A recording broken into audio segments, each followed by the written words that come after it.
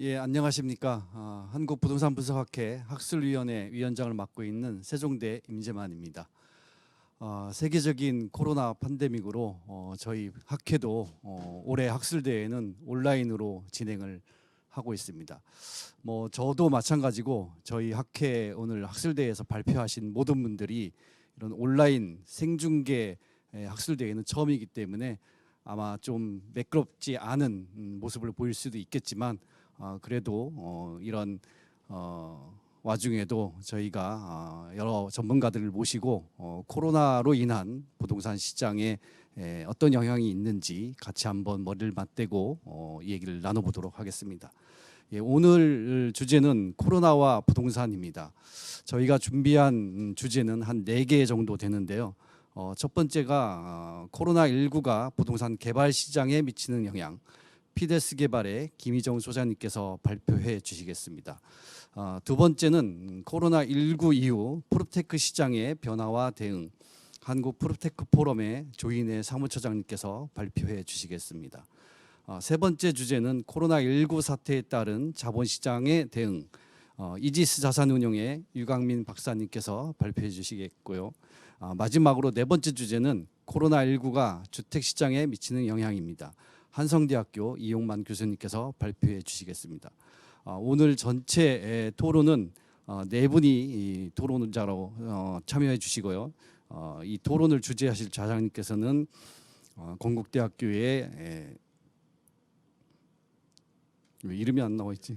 손지영 교수님이십니다. 죄송합니다.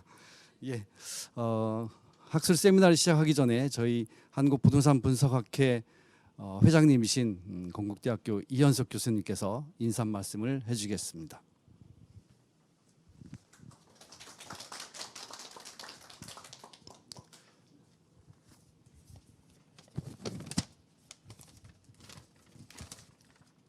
예, 방금 소개받은 한국부동산분석학회 회장 이현석 교수입니다. 안녕하십니까?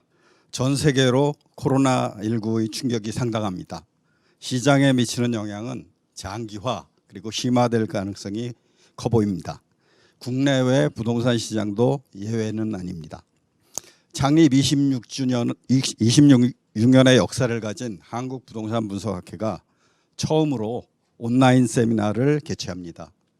코로나19 위기의 대응 방법인 비대면, 사회적 거리 두기에 걸맞게 유튜브에서 실시간으로 스트리밍하는 방식으로 생중계합니다. 부동산학계와 업계를 대표해온 한국부동산분석학회와 한국개발협회, 한국부동산개발협회가 공동으로 부동산 시장의 충격과 변화를 예측하고 대응책을 논의하고자 합니다. 코로나19와 부동산이라는 주제를 가지고 개발, 주택, 금융, 프롭텍 시장의 분야별 전문가를 모시고 깊이 있는 발표와 토론을 예정하고 있습니다. 발표와 토론을 맡아주신 우리 학계와 업계의 전문가들께 감사 인사를 드립니다. 그리고 행사를 준비해 주신 부동산분석학회와 우리 부동산개발협회의 임직원 여러분께도 고마움을 전합니다. 온라인으로 개최되는 이번 학술대회에 학계와 업계의 전문가, 연구자, 학생 그리고 관심 있는 일반인들의 적극적인 참여와 관심을 부탁드립니다. 2020년 5월 23일 한국부동산개발협회 회장 김승배, 한국부동산분석학회 회장 이현석이었습니다. 자, 이어서 바로 발표를 진행하도록 하겠습니다. 안녕하세요. 저는 이지스 자산운용의 유강민이라고 합니다. 예, 저도 최초로 유튜버를 하게 됐는데요. 예, 저는 많이 준비해 오지는 못해가지고 저는 간단하게 해야 될 것 같습니다. 우선 이제 저는 자본 시장, 특히 이제 투자 시장에 대해서 현재 상황을 어떻게 보고 있느냐, 그리고 이제 좀 어떻게 달라질 거에 대해서 조금 말씀을 드리겠습니다. 우선 이제 제가 먼저 표를 보여드리겠는데요. 이 표는 이제 최근에 1900년 이제 초반부터 이제 현재까지의 진행되고 있는 사실입니다. 그 오른쪽에 1번이라고 조그맣게 표시되어 있는 게 이제 대유행, 그래서 팬데믹이 진행된 건데요. 사실 이제 2000년대 들어서 이제 두 번째 이제 팬데믹입니다. 그 전에는 이제 2009년에 신종플루가 있었고요. 그 다음에 이제 코로나 이슈가 있습니다.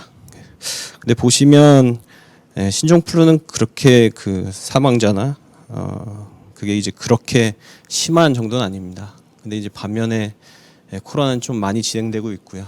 신종플루를 좀 넘을 것으로 그렇게 보고 있습니다.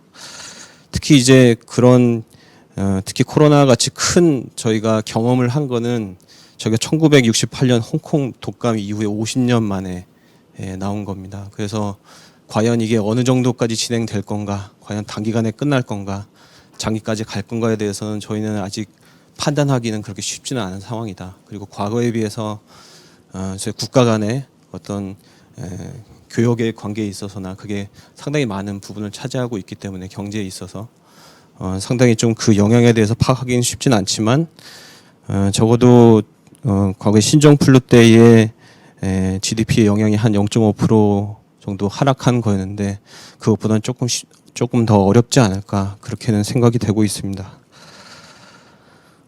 코로나 관련돼서는 이제 그 투자 시장에서는 이제 몇 가지 이슈가 있을 것 같습니다. 그러니까 첫 번째로는 과연 이게 이제 단기 이벤트인가 아니면 이게 과연 장기적으로 가는 이제 구조적인 변화일 것인가에 대해서 이슈인데 현재까지는 보고 있는 것은 단기적으로 심각한 이벤트라는 시각이 우세합니다. 그러니까 속된 말로 이 또한 지나가리라고 보고 있는 겁니다. 그래서 지금 현재에서 이제 국내에서는 이제 투자 연기 보류는 있지만은 아직까지 이제 가격의 하락의 가능성은 아직 보이고 있지는 않는 상황이다 그렇게 생각이 되고요. 그 다음에 두 번째로 나타난 이슈는 단지 이건 코로나만의 이슈는 아니었습니다. 그 전부터 나타난 이슈였는데 첫 번째로는 현재 이제 다른 용도로 아니면 다른 용도와의 혼합으로 수익률을 보존하기 위한 그런 많은 투자가 나타난다는 사실입니다. 그래서 과거에는 이제 오피스가 많이 투자가 되고 그 다음에 좀 과열된 현상도 있었습니다. 그래서 캡레이트가 20년에는 한 3% 중반대까지 떨어져 있었습니다. 가격이 많이 올랐다는 소리죠. 근데 반면에 거의 투자가 되지 않았던 주거용 부동산, 특히 오피스텔 같은 경우에는 지금 현재 한 4% 초반대로 그렇게 보고 있습니다. 그러면서 낮은 수익률을 보존하기 위해서 오피스텔로 개발을 전환하기 위한 그런 시도가 끊임없이 벌어져 있다는 것입니다. 그리고 두 번째로는 코로나 때문에 조금 더 그게 명확해진 것 같습니다. 특히 호텔에 대한 문제. 특히 호텔에 대한 문제는 뭐 좀 이따도 말씀드리겠지만은 과거의 메르스 문제, 그다음에 사스 문제, 그다음에 최근에는 이제 정치적인 외교적인 이슈로 인한 사드 문제 같은 그런 부분이 사실 호텔의 이용률을 상당히 좀 크게 만들었던 그런 부분이 있습니다. 그런 부분이 최근에 이제 주거와의 혼합을 좀 꾀하는 면이 있고요. 그다음에 리테일 부분도 마찬가지로 소비 트렌드의 변화에 의해서 물류와 합치려고 하는 복합화하려고 하는 그런 움직임이 있다라는 겁니다. 그리고 또 하나 볼 수 있는 건 이런 코로나의 어떤 그 상황을 통해서 저희가 볼 수 있는 건 하나는 과거까지도 계속 진행되고 있었지만은 이 소비 트렌드의 변화가 더 빠르게 일어날 수도 있다는 거고요. 두 번째로는 이 원격 화상 회의나 원격 강의 같이 어떤 이런 게 가능해지려면 사실 데이터의 교류가 활발해져야 되기 때문에 데이터 센터라던가 어떤 뭐 그런 기본적으로 인프라에 대한 수요가 좀 많이 늘어나게 됐다는 것도 사실입니다. 그 다음에 공기와 위생의 문제는 사실은 미세먼지 때부터 사실은 좀 이슈가 됐었는데요. 이거 조금 더 심각해지면서 이 문제에 대해서도 생각하지 않을 수 없는 상황이 발생했다고 생각합니다. 예. 주요 이슈는 이 정도로 보고 넘어가겠고요. 시장 현황을 먼저 말씀드리겠습니다. 그래서 왼쪽에 그 그래프를 보시면 이게 이제 펀드의 이제 투자 금액입니다. 그래서 이거는 투자자들이 어느 자산에 대해서 투자를 더 많이 하느냐 이걸 좀 볼 수 있는 겁니다. 그래서 2008년을 기점으로 보면은 금융위기 기점으로 인해서는 좀 아래 파란색 하늘색으로 되어 있는 게 주식 투자입니다. 그다음에 저희가 눈여겨볼 게 이제 노란색입니다. 노란색이 채권인데요. 그다음에 부동산은 약간 짙은 회색인데 거의 보이지는 않습니다. 그러니까 2008년까지만 하더라도 가장 크게 투자가 됐던 거는 주식이었죠. 그다음에 뭐 3위 정도를 차지하고 있던 게 이제 채권이었고요. 근데 글로벌 금융 위기에 대한 리스크에 대한 인식이 되게 활발해지면서 그 뒤로 나타나는 현상이 뭐냐면 주식에 대한 투자는 줄어들고 채권에 대한 투자가 크게 증가했다는 점입니다. 그리고 또 하나는 부동산에 대한 투자도 크게 증가했다는 사실입니다. 이거는 특히 이제 채권 같은 경우는 안정성은 보장하지만 수익률이 낮아지는 그런 한계가 있습니다. 그리고 주식은 변동성이 너무 크고요. 그래서 이거를 이제 대체하기 위해서 나타난 게 대체 자산의 하나인 이제 부동산의 투자가 증가한 게 아닌가. 그리고 지금 이제 코로나 이슈로 인해서 지금 많이 좀 문제가 될 수 있을 거라고 생각하지만 19년 말에 비해서 현재까지는 이제 부동산 투자의 비중이 그렇게까지 낮지는 않습니다. 그래서 19년 말에서는 한 14.6%가 부동산 투자라고 하면 지금 한 15% 정도 됩니다. 그래서 아직까지 이제 부동산의 투자가 그렇게 비관적으로만 흘러가고 있지는 않다라고 보고 있고요. 투자 시장에서는 4월까지는 좀 심각하게 봤었습니다. 근데 이제 5월부터는 점차 좀 회복하는 중에 있고요. 그 다음에 이거에 크게 영향을 미치는 부분이 좀 국가에서의 많은 노력도 있었다고 생각합니다. 그리고 뭐 금리 인하에 대한 이슈도 이제 대출 금리를 많이 좀 그렇게 상승시키지 않은 그런 경험도 그런 영향도 미칠 것이라고 보고 있습니다. 그 다음에 우종 쪽에서는 현재 이제 투자된 자산에 대해서는 어떻게 대응을 하고 있느냐 그러면 첫 번째는 이제 리파이낸싱입니다. 그래서 기본적으로 대출의 이자를 높게 가져갔던 그런 자산에 대해서는 금리를 낮게 가져가는 것을 통해서 운영 비용을 더 줄이고 안 그러면 일부 조금 심각하게 나타날 수 있는 호텔이나 리테일에 대해서는 배당을 유보하는 식으로 해서 이 상황을 좀 넘어가고자 하는 그런 움직임이 있습니다. 자산 유형별로 저희가 좀 살펴보면 오피스 같은 경우에는 2020년에도 지금 가격이 낮아지고 있지는 않습니다. 그래서 전분기 대비해서는 저희가 한 1% 정도 상승을 하고 있고요. 물론 코로나가 심각해지는 4월부터를 보면 조금 달라질 수는 있지만 아까 말씀드렸다시피 단기적인 이벤트로 생각되는 경향이 아직까지는 조금 있는 것 같습니다. 그래서 2019년까지는 한 3% 후반대의 캡레이트를 보였었는데 지금은 한 3% 중반대로 보고 있는 상황입니다. 그 말은 이제 아직까지 이제 오피스 시장에 대해서 긍정적으로 보고 있다는 투자자들의 그런 입장으로 해석이 됩니다. 그리고 또 반드시 이제 오피스뿐만 아니라 아까 잠깐 말씀드렸다시피 다른 용도의 개발을 통해서 수익률을 높이고자 하는 그런 사례도 많이 증가하고 있습니다. 오른쪽에 보시면 오른쪽은 이제 공실률의 변화인데요.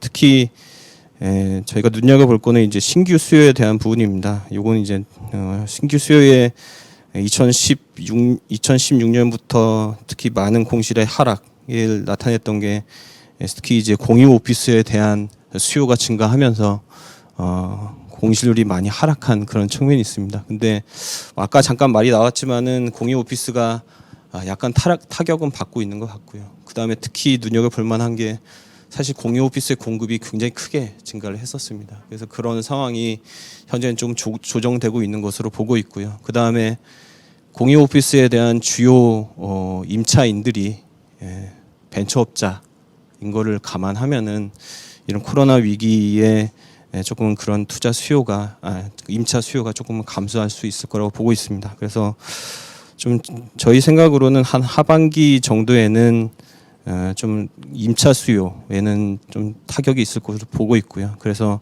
가격의 상승이 조금 좀 둔화되지 않을까 그렇게 보고 있습니다. 리테일은 이거는 이제 그 코로나 이슈 이전에도 사실은 상당 부분 소비 트렌드의 변화에 따라서 많이 문제가 되었던 부분입니다. 문제라기보다는 그 소비 트렌드의 변화를 따라가야 되는 그런 문제죠. 주로 이제 투자 시장에 거래되었던 리테일은 이제 그 할인점과 같은 이제 대형 종합 소매업이 많이 거래가 됐었습니다. 근데 대형 종합 소매업 같은 경우에는 거래가 어떤 형태로 일어나냐면 책임 임대차라고 해서 이마트나 홈플러스나 아니면 롯데마트에서 한 20년 동안 장기 임차를 하는 거래를 갖고 있습니다. 그리고 매출에 상관없이 임대료를 고정 또는 뭐 물가에 맞게 이제 상승시키는 그런 구조를 갖고 있습니다. 근데 이 소비 트렌드의 변화, 특히 물류로 좀 많이 수요가 변화되기 시작하면서 점차 이 리테일 투자에 대한 투자 수요가 감소할 수밖에 없는, 그것이 이제 대표적으로 보이는 게 잔여 임대차 기간이 감소할수록 캡 레이트가 굉장히 급속하게 상승한다라는 겁니다. 캡 레이트가 상승한다는 건 결과적으로 가격이 많이 떨어진다는 소리죠. 그래서 이런 코로나 이슈는 이걸 조금 더 심하게 발생시킬 수도 있을 것 같습니다. 그래서 최근에 대안으로 나오는 게 이제 아까 잠깐 말씀드렸던 리테일과 물류의 혼합적인 부분입니다. 그래서 그 리테일에서도 물류의 기능을 일부 담당할 수 있는 게 이제 중국에서는 이제 알리바바의 이제 허마 슈퍼라고 해가지고 이런 물류 기능까지도 담당할 수 있는 이런 리테일이 선호가 되지 않을까 그렇게 생각을 하고 있습니다. 그다음에 제일 코로나 이슈 때문에 타격을 받고 있는 게 이제 호텔 시장입니다. 호텔 시장은 크게 저희가 특징으로 볼 수 있는 건 왼쪽 그래프에서 보시는 것처럼, 왼쪽 그래프에서 보시면 내국인과 외국인의 이제 호텔 이용률의 비중 아니면 호텔 이용률의 수준입니다. 보시면 큰 특징이 남색으로 보시는 이제 외국인 호텔 이용률의 비중이 굉장히 큽니다. 그리고 대신에 변동성이 상당히 큽니다. 근데 밑에 보시는 이제 파란색, 하늘색을 보시면 그게 내국인 호텔 이용률입니다. 그럼 굉장히 비중은 작지만 조금 변동성은 그렇게 크진 않은 그런 상황이죠. 반면에 그러니까 이 말은 뭐냐면, 그리고 또 내국인과 외국인은 서로 이제 반비례하는 관계를 갖고 있습니다. 그러니까 외국인의 호텔 이용률이 좋지 않을 때 내국인을 끌어오는 그런 식으로 해서 호텔 이용률을 유지했다라고 하면, 최근에 이런 코로나 같은 이슈는 이 두 가지의 호텔의 이용률 두 개 다 이제 감소시키는 면이 있는 거죠. 특히 외국인의 호텔 이용률에 많이 의존하는 이제 호텔 같은 경우에는 이런 타격이 굉장히 심각하게 나타날 수가 있습니다. 그리고 과거 아까 말씀드렸다시피 사스나 메르스 이슈, 그 다음에 외교적인 이슈 때문에 그 변동성이 너무나 커지게 되는 그런 면이 있습니다. 그래서 앞으로 투자 시장에 이제 많은 어떻게 이걸 해결할 수 있을까에 대한 이슈가 될 수 있고요. 그래서 일부 이런 것을 해결하기 위해서 최근에 나타나고 있는 게 일부 거주의 기능을 할 수 있는, 그래서 뭐 한 달이라던가 1년 동안 추가적으로 거주의 기능도 할 수 있는 이제 코리빙 시설, 일명 이제 생활 숙박 시설이라고도 하는, 일명은 아니죠. 그러니까 생활 숙박 시설이라고 하는 그런 시설이 좀 개발이 되어야 되지 않는가. 그리고 이런 수요가 투자 수요가 조금은 좀 있는 상황입니다. 그래서 최근에 저희가 검토하고 있는 것도 보면은 관광 숙박 시설로 나타나고 있는 걸 저희가 매입을 해서 코리빙으로 바꾸려고 하는 그런 시도도 계속 있습니다. 마지막 물류 시장 보면 이것도 역시 소비 트렌드의 변화, 그리고 코로나 이슈 등을 통해서 가장 사실 좋은 그런 시장이 된 것 같습니다. 그래서 특징으로 볼 만한 게, 사실은 이 물류 시장은 경기 충격에 크게 영향을 받지 않는 시장이라는 겁니다. 2008년을 보시면 제 글로벌 금융 위기가 있었던 시장에도 역시 20% 전후에 온라인 쇼핑 거래액의 증가가 있었다는 거거든요. 그리고 2015년 메르스에도 큰 문제가 되지 않았고, 코로나 이슈에도 사실은 큰 문제가 되지 않았다라는 겁니다. 그래서 이 시장이 많이 투자가 되고 있는 상황이고요. 그 다음에 특히나 국내의 이제 물류 시장의 캡 레이트가 한 5% 중반대입니다. 근데 미국이나 유럽 같은 경우는 4% 초반대입니다. 이 말은 국내에 더 많은 수익률을 낼 수 있는 그런 강점이 있다는 소리입니다. 그래서 해외에서도 한 30% 정도가 국내에 많은 투자가 되고 있는 상황입니다. 그래서 물론 코로나 이슈 때문만은 아니지만 이제 코로나 이슈로 해서 조금 더 투자가 진척될 수 있을 거라고 그렇게 보고 있습니다. 그래서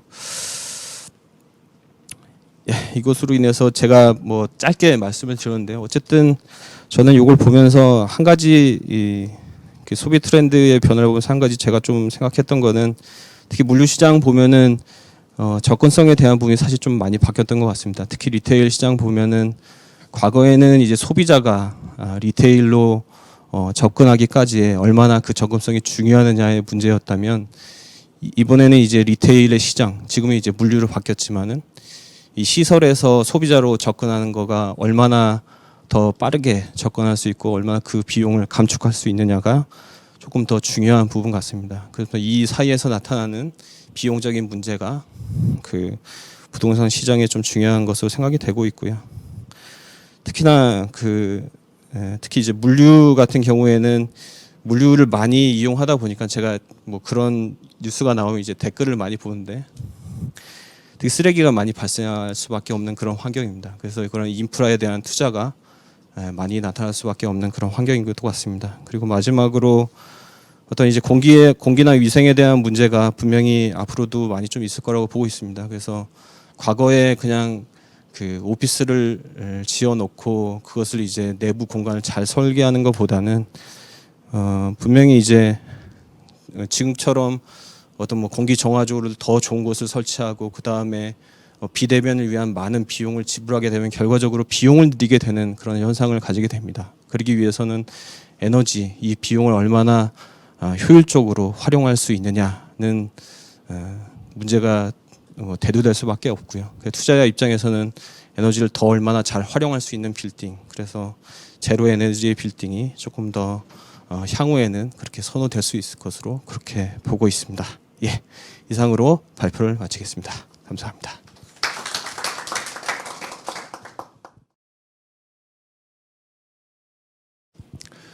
예, 안녕하십니까. 저는 이번 학술대 마지막 주제를 담당하게 된 한성대학교의 이용만입니다. 제가 오늘 담당하게 된 거는 코비드-19가 주택시장에 미치는 영향에 대해서 말씀을 드리도록 하겠습니다. 뭐 크게 4개의 챕터로 되어 있는데요. 이건 넘어가도록 하겠습니다. 첫 번째, 우리가 코비드-19가 주택시장에 어떤 영향을 미쳤는가 그랬을 때 제일 먼저 아마 궁금해하는 것들은 주택가격이 어떻게 될 건가, 이게 아마 궁금할 겁니다. 물론 이거 외에 우리가 궁금하게 생각하는 거는 임대차 시장에 어떤 변화가 있고 이게 주거의 안정성에 어떤 영향을 미칠까, 이런 것도 중요한 요소 중에 하나겠죠. 근데 오늘 제가 말씀드리고자 하는 거는 이 부분보다는 주택 가격이 어떻게 될 건가, 여기에 대해서 이제 제 나름대로의 견해를 말씀드리도록 하겠습니다. 이 코비드-19가 주택 가격을 이제 하락시킨다라는 거에 대해서는 대부분 동의를 하고 있는 것 같은데요. 어느 정도 하락을 할 거냐, 그리고 어떤 경로로 하락할 거냐, 이 부분에 대해서는 조금 서로들 견해가 틀린 것 같습니다.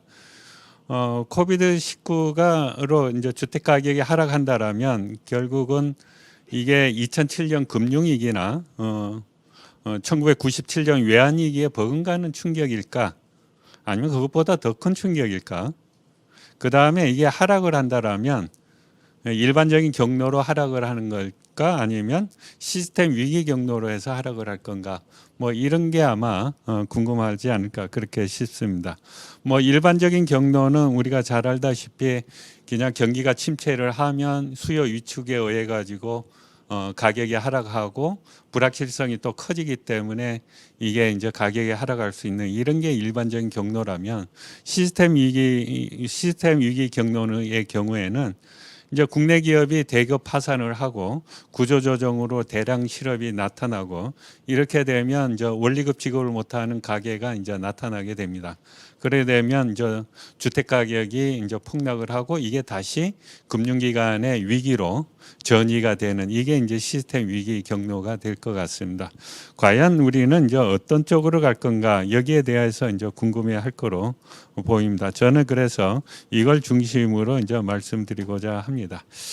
이제 결국은 관건은 세계 경제가 어느 정도 후퇴하느냐가 이제 관건입니다. 왜냐하면 우리나라의 경우에는 소위 말해서 이제 수출 위주의 경제다 보니까 세계 경제의 후퇴에 따라서 어느 정도 우리나라의 성장도 좌우되기다 보니까 세계 경제가 어느 정도 후퇴할 건가가 이제 관점인데, 이거는 결국 코비드-19가 언제 진정될 건가에 이제 달려 있고, 이게 2차, 3차 대유행으로 갈 거냐, 아니면 여기에서 끝날 거냐, 이게 이제 관점인 겁니다. 근데 문제는 우리가 코비드-19를 모른다라는 겁니다. 이 어떤 경제학자가 이런 말을 했어요. 지금까지 경제 위기에서 하고 가장 틀린 것 중에, 최근의 위기가 가장 틀린 것 중에 하나가 뭐냐?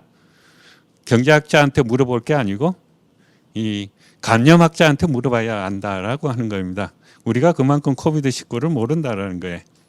그래서 이제 다들 어떻게 이제 생각하냐면 지금 위기하고 유사한 게 스페인 독감 1918년에 스페인 독감이 이제 좀 유사했기 때문에 그거를 유추해 볼 수 있지 않느냐 뭐 이런 얘기들이 있습니다.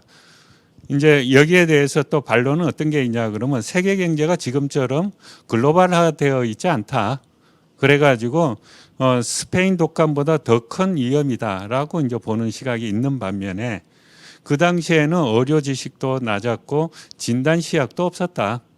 지금은 그게 훨씬 발달되어 있기 때문에 그것보다 충격이 약할 거다라는 시각도 있습니다. 우리의 경우에는 이제 조금 전에 말한 스페인 독감하고는 직접적 관련이 없다 보니까 금융위기나 외환위기 같은 거로 우리가 주택 시장의 반응을 유추할 수 있지 않을까 이렇게 이제 얘기를 할 수가 있는데 경제 침체에서 이게 주택 시장이 반응을 어떻게 했느냐에 대해서는 우리가 참조할 수 있는 영역이긴 하지만 그 당시의 정책 수단하고 지금 정책 수단이 다르다는 것 때문에 이것도 쉽지는 않은 것 같습니다. 그래서 이런 이제 좀 불확실성을 갖고서 제가 남은 그 시간 동안 무엇을 말씀드리려고 그러냐라고 그런다면 세계 경제 코비드 19가 세계 경제와 한국 경제에 미치는 영향이 어떨 건가 또는 주택 시장에 미치는 영향이 어떨 건가에 대한 이제 세계적인 전문가나 컨설팅 기관들의 이제 견해와 함께 과거 팬데믹의 이제 경험을 한번 리뷰를 해보고 우리나라의 경우 이제 테일 리스크에 해당되는 97년 외환위기와 2007년 이제 금융위기를 좀 비교를 해보려고 합니다. 그리고 일정한 가정하에 시나리오를 가지고서 코비드 19가 주택 시장에 어떤 영향을 미치는가와 그리고 나서 이것의 이제 의미와 시사점을 보도록 하겠습니다. 먼저 팬데믹과 이제 경제에 관한 여러 가지 얘기들이 있는데 일단 코비드 19와 관련돼서 세계 경제에 대해서 아주 비관적인 판단과 상대적으로 긍정적인 판단이 이제 공존을 하고 있습니다. 닥터 둠이라고 흔히 얘기를 하는 루비니 교수의 경우 가장 부정적으로 보고 있는데 2달 전에 이런 얘기를 해서요. 금융위기보다 더 가혹하다. 대공황보다 더 가혹할 수 있다. V자, U자, L자도 아니다. I자다. 그저 극전직하다. 근데 한 달 뒤에 약간 이제 의견을 좀 바꿨습니다. 올해 U자형 회복을 보인다 하더라도 10년 내에 L자형 대공황이 올 거다. 우리가 그 1929년 대공황을 그레이트 디프레이션이라고 그러는데 그레이터 더 큰 디프레이션이 올 거다. 원인은 지속 가능하지 않은 가계와 기업의 과잉, 그다음에 정부의 과잉 부채다. 거기에다가 포퓰리스트 리더들이 세계에 만연하다 보니까 결국은 우리는 대대공황을 맞을 거다. 이런 얘기를 합니다. IMF 총재는 그 정도는 아니지만 대공황 이후 최악의 경기 침체다. 세계 경제는 올해 마이너스 3%, 내년에 5.8%로 회복되지만 2019년 수준을 못 간다. 이거는 베이스라인이고 팬데믹 상황에 따라서 이것보다 더 심하게 갈 수 있다라고 얘기를 합니다. 제롬 파워 이제 FED 의장의 경우에는 이것보다 조금은 이제 덜 부정적이긴 하지만 역시 2차 세계 대전 이후 최악의 경제 침체다. 금융위기보다 더한 침체라는 얘기입니다. 그런데 다만 결이 틀립니다. 이전 침체와는 다르게 인플레이션 문제가 없고 터질 거품이 없다. 이 얘기는 유동성을 왕창 공급을 하면 극복 가능하다라는 그런 얘기가 되겠습니다. 주간 경제지인 더 이코노미스트에서는 당분간 우리는 과거로 되돌아가지 못할 거다. 앞으로 우리 세계는 90%만 회복되는 세계에 당분간 살 거다. 이런 얘기를 합니다. 이 맥킨지 리포트가 글로벌 CEO들을 서베이를 했습니다. 가장 가능성이 높은 시나리오가 뭐냐라고 봤더만 나이키 시나리오다라고 얘기를 합니다. 이 나이키 시나리오는 코비드 19를 방어를 하긴 하는데 부분적으로 재감염이 일어나고 각국이 경제적으로 디펜스를 하는데 효과적으로 하긴 하지만 완전히 효과적이지 않을 때가 이제 나이키형. 이 경우 세계 경제는 마이너스 6.5%.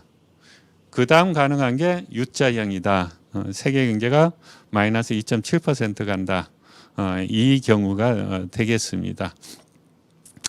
자, 이 IMF가 4월 달에 세계 경제 전망을 내놨습니다. 세계 경제는 마이너스 3%고 한국은 마이너스 12%다라고 그렇게 얘기를 하는데 이 마이너스 3%가 2008년에 소위 말하는 금융위기 때 세계 경제가 마이너스 성장한 것보다 더 큰 마이너스입니다. 그래서 아까 IMF 총재가 금융위기보다 더한 위기다 이런 얘기를 하고 있습니다. 다른 기관들의 전망은 KDI는 올해 우리 경제가 0.2% 성장할 거다. 대신 상황이 악화되면 마이너스 1.6%까지 갈 수 있다. 한국경제연구원은 우리나라 올해 마이너스 2.3%까지 갈 거다. 아까 맥킨지가 최악의 경우 세계 경제 마이너스 6.5까지 간다고 그러는데 세계 경제가 6.5라면 한국 경제는 대략 한 마이너스 3% 정도 될 겁니다. 그래서 크게 봤을 때 뭐 0.2에서 한 마이너스 3% 왔다 갔다 하는 것 같은데 일단 국내는 상대적으로 좀 아주 심각하긴 심각하지만 그렇게 심각하다고 보는 것 같지는 않고 해외에서는 이게 세계 대공황 이후에 최악의 경제 위기다라고 이제 보고 있는 것 같습니다. 자, 그러면 우리가 이제 이 석학들이 아무리 얘기해도 이게 너무 베리언스가 크기 때문에 그렇다면 스페니시 프루 1918년 이로부터 어떤 경험을 우리가 좀 차용할 수 있지 않을까 싶은데 스페니시 프루의 이제 이 결과는 조금 전에 발표하신 유광민 박사의 이 페이퍼에 보게 되면 최대 이제 7천만 명이 사망한 거로 나와 있습니다.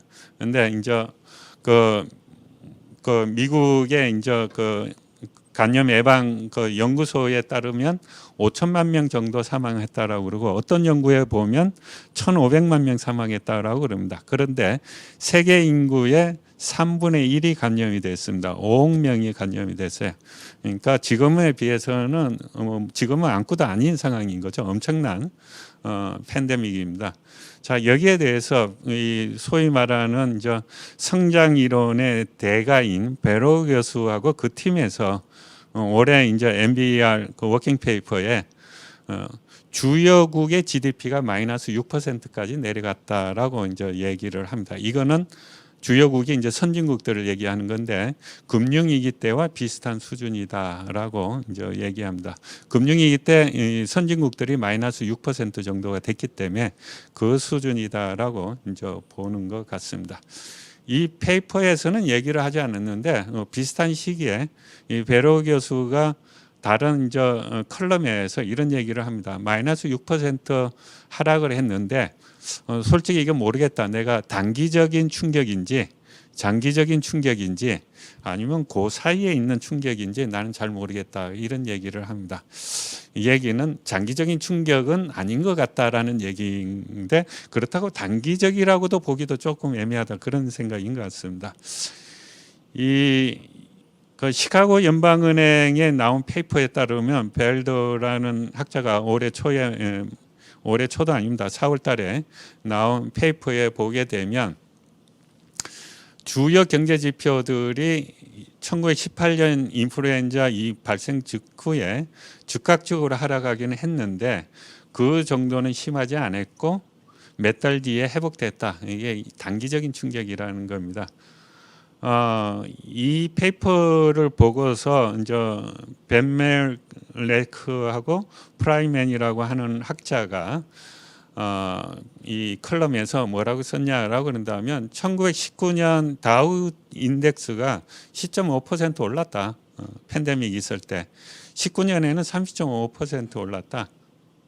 이 2020년 2분기에 미국 GDP가 마이너스 20% 마이너스 30% 된다고도 하는데 현재가 왜 이렇게 큰 영향을 미치는지 자기는 잘 모르겠다. 정부의 확장 정책이 위기에 따른 경제 충격을 완화시킬 거다. 뭐 이런 얘기를 합니다.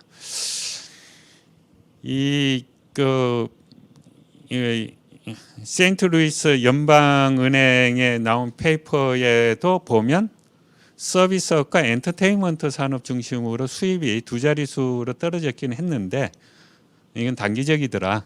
그리고 노동력 부족으로 오히려 단기적으로 임금이 상승했다. 젊은이들이 많이 사망을 했습니다. 19년 팬데믹 때.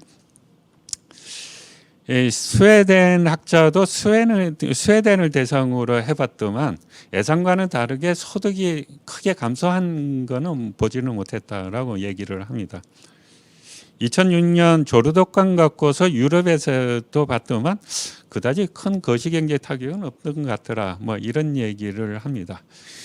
이 얘기는 앞에서 그 IMF 총재라든가 루비니 교수라든가 이런 데서는 굉장히 큰 충격이 온 거로 생각을 하고 있는데 실제로 과거 경험으로 봤으면 이 충격이 단기적이더라라는 게 이제 주된 얘기인 것 같습니다. 이 스페니시 플루의 가장 경험으로부터 가장 지금 우려하는 거는 스페니시 플루가 3차에 거쳐서 충격을 줬다라는 겁니다. 더 큰 충격은 2차에 왔다라는 거예요. 2차 때 많은 사람들이 사망을 했고 사망자의 상당수가 주요 노동 인력을 형성하고 있던 20대와 40대에서 나왔다라는 겁니다. 물론 이제 아주 어린 애와 그 다음에 노인들도 많이 사망하기는 했지만, 근데 코비드-19의 경우에는 아직 피크에 올라가 있는 것 같지는 않습니다. 지금 보게 되면 신규 확진자 수인데 아직 평탄하게 가고 있어서 내려가고 있지는 않아가지고 지금 1차로 시작한 중국, 2차로 시작한 한국과 동남아시아, 그 다음에 3차로 시작한 유럽은 진정세인 것 같습니다. 그런데 아직 미국과 러시아 이런 데는 피크고 남미나 중동은 아직 피크에 오지 않는 것 같습니다. 자, 그러면 이제 코비드-19하고 1918년 인플루엔자와 이제 차이점은 뭘까? 일단 의학적 측면에서 긍정적인 요소는 우리가 바이러스를 그때보다는 잘 알고 있고 대항하는 능력의 차이가 있다라는 겁니다. 의료 시설과 지식이 발달되어 있고 일단 진단 시약이 있습니다. 지금은 그 당시엔 진단 시약도 없었습니다. 그리고 백신과 치료제의 개발 가능성이 뭐 빠르면 1년, 늦어도 2년 내에는 나올 거다라는 희망을 갖고 있는데 1918년에는 20년 뒤에야 이게 바이러스라는 걸 알았어요. 19년대 그 전염병이. 그리고 또 20년 뒤인 1960년에 백신이 나왔습니다. 그게 비하면 상당히 긍정적인 거죠. 근데 이제 부정적인 요소도 있습니다. 이전 바이러스하고는 틀리게 무증상 감염이 있다라는 거예요. 아무도 모른다라는 겁니다. 어디서 감염이 될지 주기적인 유행 가능성이 있을 수밖에 없고 우리가 계속 사회적 거리를 두기를 할 수밖에 없는 상황이라는 겁니다. 그 다음에 완치자 중에서도 재감염자가 있어요. 내가 완치됐다고 해서 나는 괜찮은 게 아닙니다. 경제적 측면에서 긍정적인 요소는 이제 소위 말하는 뉴 노멀입니다. 인플레이션은 걱정하지 마라. 거기다가 뉴 테크놀로지, 무제한적인 양적 완화와 무제한적인 재정 확대를 통해 가지고 우리는 대응할 수 있다. 거기다가 뉴 테크놀로지는 재택근무를 가능하게 하기 때문에 이거를 극복할 수 있다. 뭐 이런 얘기들을 하고 있습니다. 그러나 경제적 측면에서 부정적 요소도 있습니다. 이른바 글로벌라이제이션입니다. 글로벌 서플라이 체인이 있기 때문에 한쪽이 막히면 결국 다 막힙니다.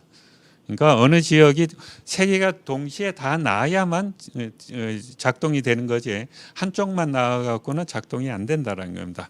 그 다음에 세계의 힘이나 교통수단 발달로 전 세계로 이동을 하다 보니까 각국에서 여행, 숙박, 관광업이 차지하는 비중이 굉장히 커졌다는 겁니다. 1918년하고는 비교가 안 되게. 자, 이렇게 부정적인 요소와 긍정적인 요소가 서로 중복되고 있다라고 볼 수가 있습니다. 자, 그렇다면 팬데믹하고 주택 시장은 어떨까? 자, 많은 사람들이 거시경제 충격으로 주택 가격은 하락은 당연하다라고 보고 있습니다. 그런데 어느 정도 하락할 거냐, 시스템 위기 가능성 없느냐, 아직 지수상의 하락은 나타나고 있지 않습니다. 케이스 실러 지수를 보게 되면 여전히 올라가고 있어요. 그런데 거래량 정보도 아직 안 나와갖고 이제 부분적인 정보량밖에 없는데 미국의 이제 DC 메트로 지역에 보게 되면 주택 판매 건수가 보통 이런 식으로 월별로 움직이다가 2020년에 뚝 떨어집니다. 그러니까 판매 건수가 거의 반토막이 난다라는 게 이제 나오고 있습니다. 우리나라는 어떤가? 주택 거래량이 지금 나와 있는 게 4월 달이 나와 있는데요. 우리는 신고 건수 기준이다 보니까 실제 거래는 이게 2월 달, 3월 달 거래 건입니다. 그러다 보니까 지금 떨어지긴 하는데 아주 심각하게 떨어지는 거 보이지는 않습니다. 그러나 일선에 있는 사람들의 얘기를 들어보면 거의 매물이 반으로 줄었다고 얘기를 하고 있어요. 매매 가격 지수도 전혀 떨어지고 있는 모습이 안 나옵니다. 이게 4월 달 건데. 그렇다면 이제 이전의 팬데믹하고 주택 시장에 대한 연구를 보니까 이 1918년 그 스페인 그 인플루엔자에 대한 얘기는 없더라고요. 2003년 홍콩의 사스 결과를 옹이라는 학자가 해봤는데 초기에 1 내지 3% 하락하다가 금방 회복되더라 뭐 이런 얘기를 하고 있습니다. 홍콩이 제일 사스로서 큰 영향을 받은 지역인데 그래서 그 원인을 거래 비용하고 손실 기피 성향 때문에 그렇다 뭐 이렇게 이제 얘기를 합니다.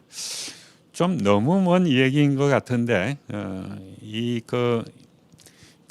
프랭크하고 코레바라고 하는 학자가 17세기 암스테르담의 흑사병하고 19세기 파리의 콜레라하고 이걸 갖고서 비교를 해봤더만 단기적으로 큰 폭의 주택가격 하락을 경험했다. 약 13% 정도 하락을 했다라고 그래요.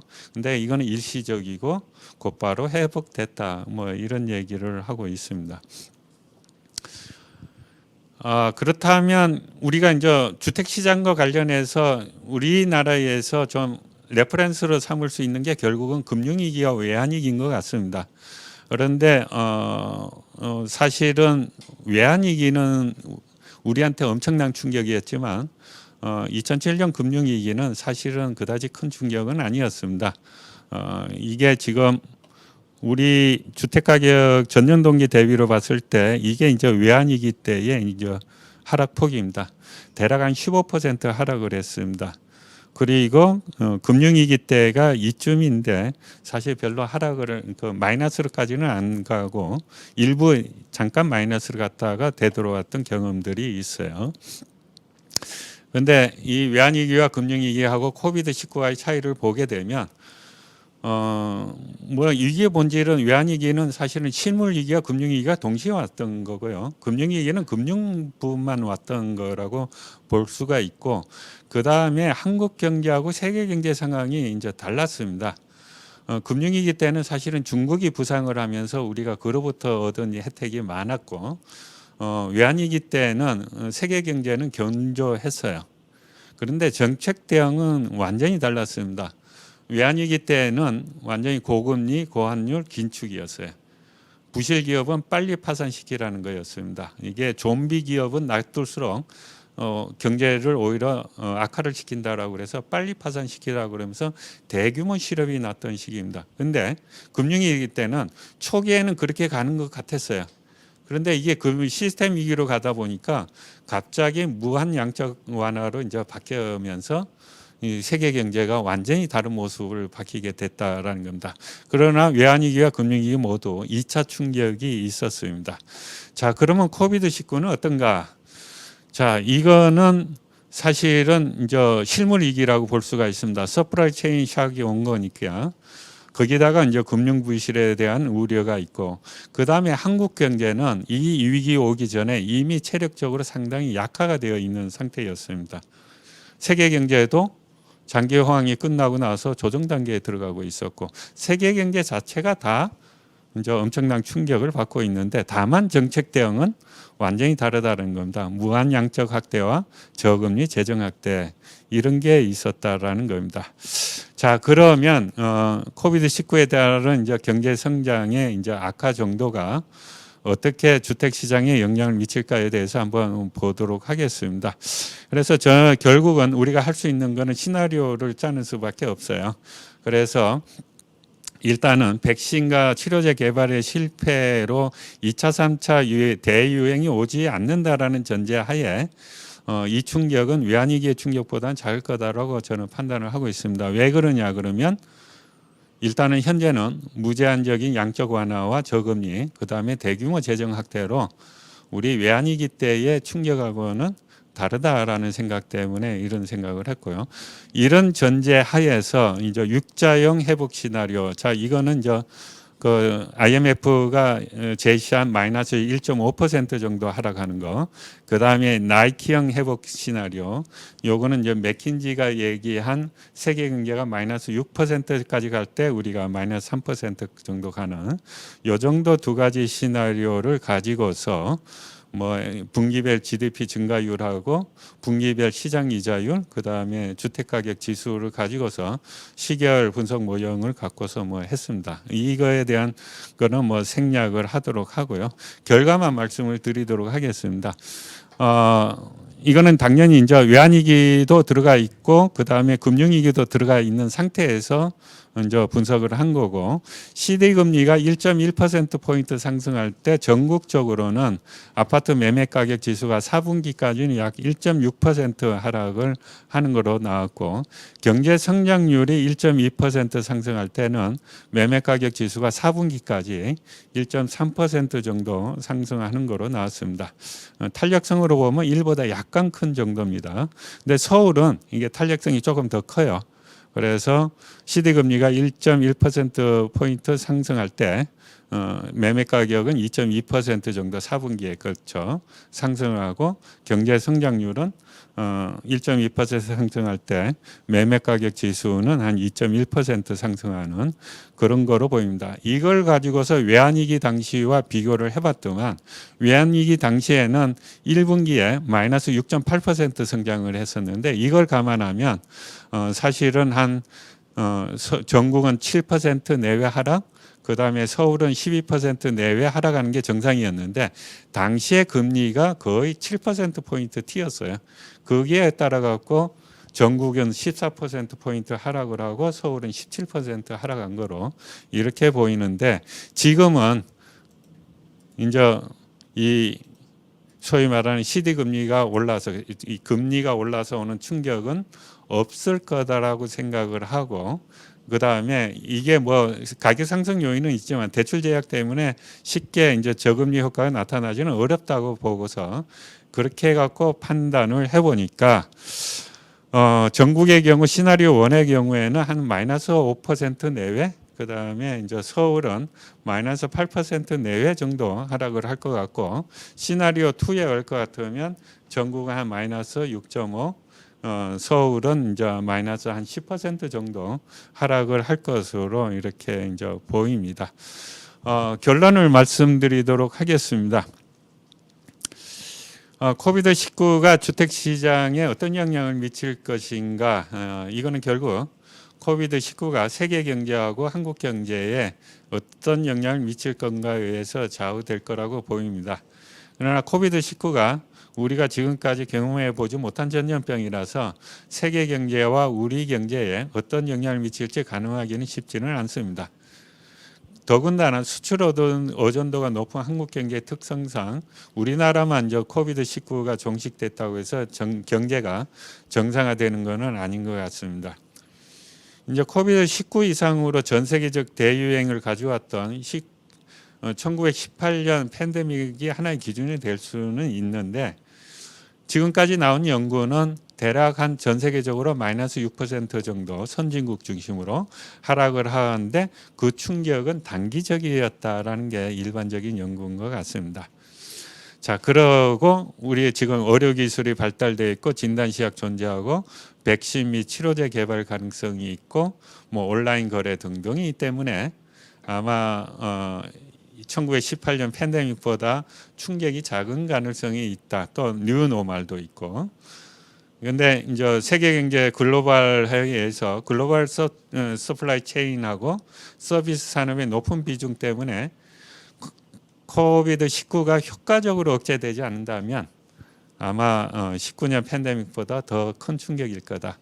지금은 효과적으로 억제된다라는 가정 하에서 1918년 팬데믹보다는 약할 거다. 우리나라는 외환위기보다는 충격이 좀 약할 거다. 그러나 금융위기보다는 충격이 크다라고 이제 판단이 됩니다. 아까 말씀드린 대로 우리는 그 97년 외환위기와 2007년 금융위기가 하나의 기준이 될 수 있는데 가장 큰 거는 97년 외환위기이기 때문에 이걸 기준으로 한다라면 그 당시의 정책 수단으로 봤을 때 지금 정책 수단을 생각하면 아마 이번 코비드 19의 충격은 외환위기보다는 작을고 금융위기보다는 클 것으로 이렇게 보입니다.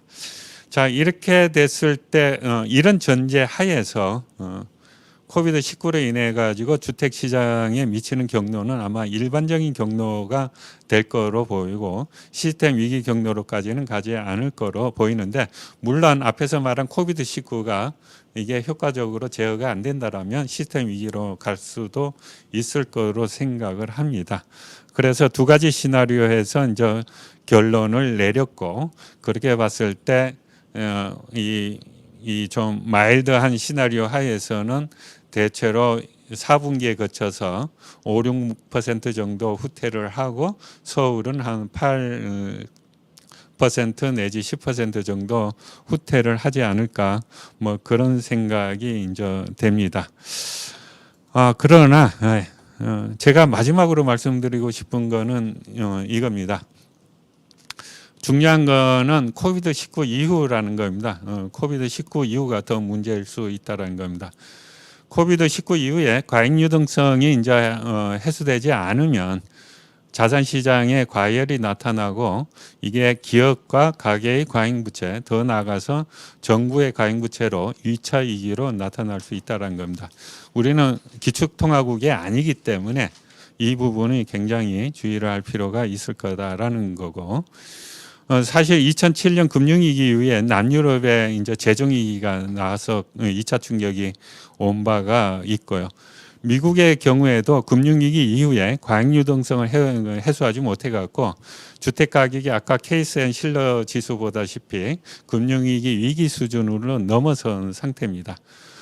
그리고 2차 금융위기도 사실은 어떻게 보게 되면 2000년대에 닷컴 버블 이후에 과잉 유동성을 해소하지 못해 갖고 주택 가격이 올라가다가 이거를 해소하면서 순식간에 이제 주택 시장이 붕괴된 경험이 있기 때문에 결국은 과잉 유동성을 어떻게 이제 해소하는가가 이제 중요할 거 아닌가 생각합니다.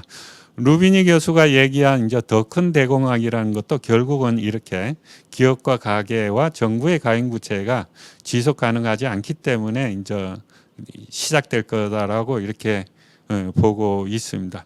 이 누비니 교수의 얻은 전망하고 뉴노멀, 돈을 풀어도 인플레이션 없어, 대공황은 앞으로 없다라고 하는 이 뉴노멀하고 과연 이게 이제 어느 것이 이제 맞을 거냐라는 것에 대해서는 사실은 뭐 판단하기는 쉽지는 않습니다.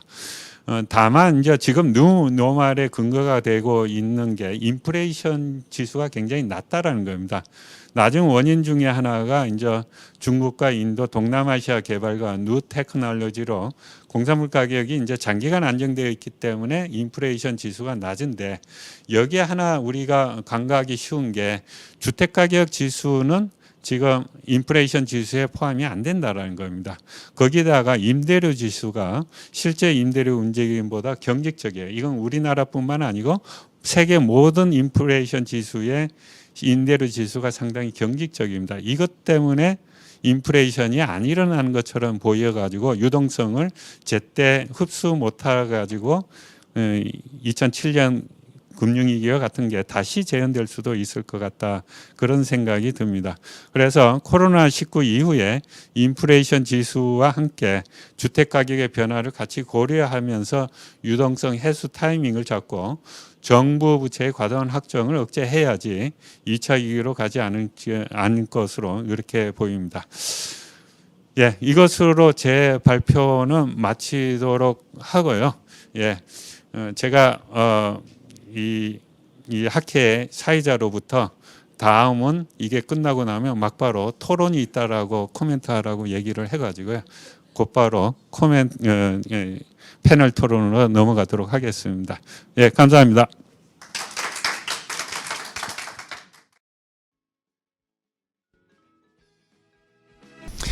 예, 세미나 토론의 좌장을 맡은 건국대학교의 손재원 교수입니다. 2월 달인가요? 2월 마지막 주 정도에 우리나라에서 사회적 거리두기를 시작할 때만 해도 한 2주일만 조신하게 있으면 모든 게 정상으로 돌아갈 거다 이런 생각을 했었죠. 뭐 저만 그런 생각을 한 건 아마 아닐 겁니다. 다른 분들도 그렇게 생각을 하셨을 텐데 이제 4개월이 돼가는 지금의 시점에 있어서도 우리가 통상적인 세미나를 열지 못하고 이렇게 비대면 세미나를 열고 있고 또 뭐 다른 나라들은 지금 이제 아직 피크도 겪지 못하고 있는 이런 심각한 상황입니다. 그래서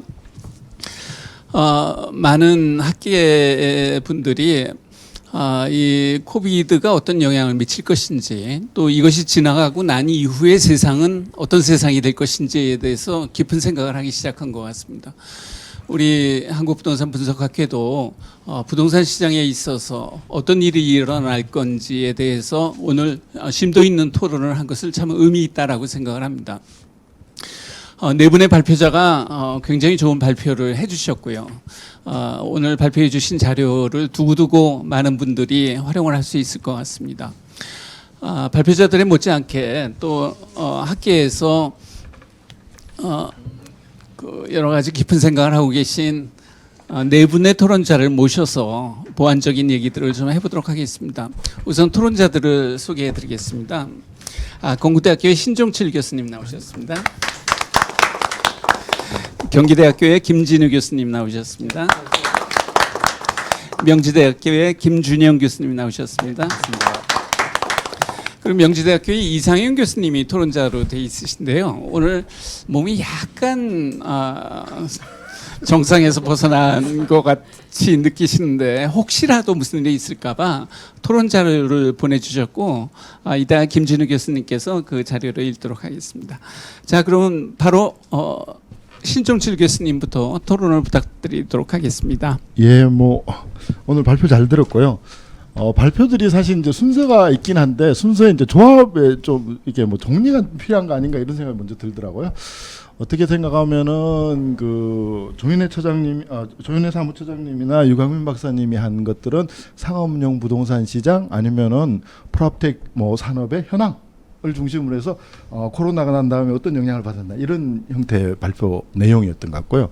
그 다음에 저희 이제 이용만 교수님이 해주신 것들은 발표는 내용들은 이제 경제 충격이 오는데 그 경제 충격이 왔을 때 그 주택 시장이 어떤 영향을 받게 되고 이 코로나에 따라서 뭐 주택 시장의 가격이 올라갈 거냐 안 할 거냐 이런 이야기들을 해주신 것 같아요. 그러니까 한 분은 현상을 이야기해 주시고 한 분은 또 이제 시장이 앞으로 조금 단기적으로 어떻게 바뀔 건가, 장기적인 또 뭐 코로나가 효과적으로 진정 안 될 수도 있고 사실은 또 다른 효과가 있으니까 그것들은 뭐 좀 논외로 놓고서요.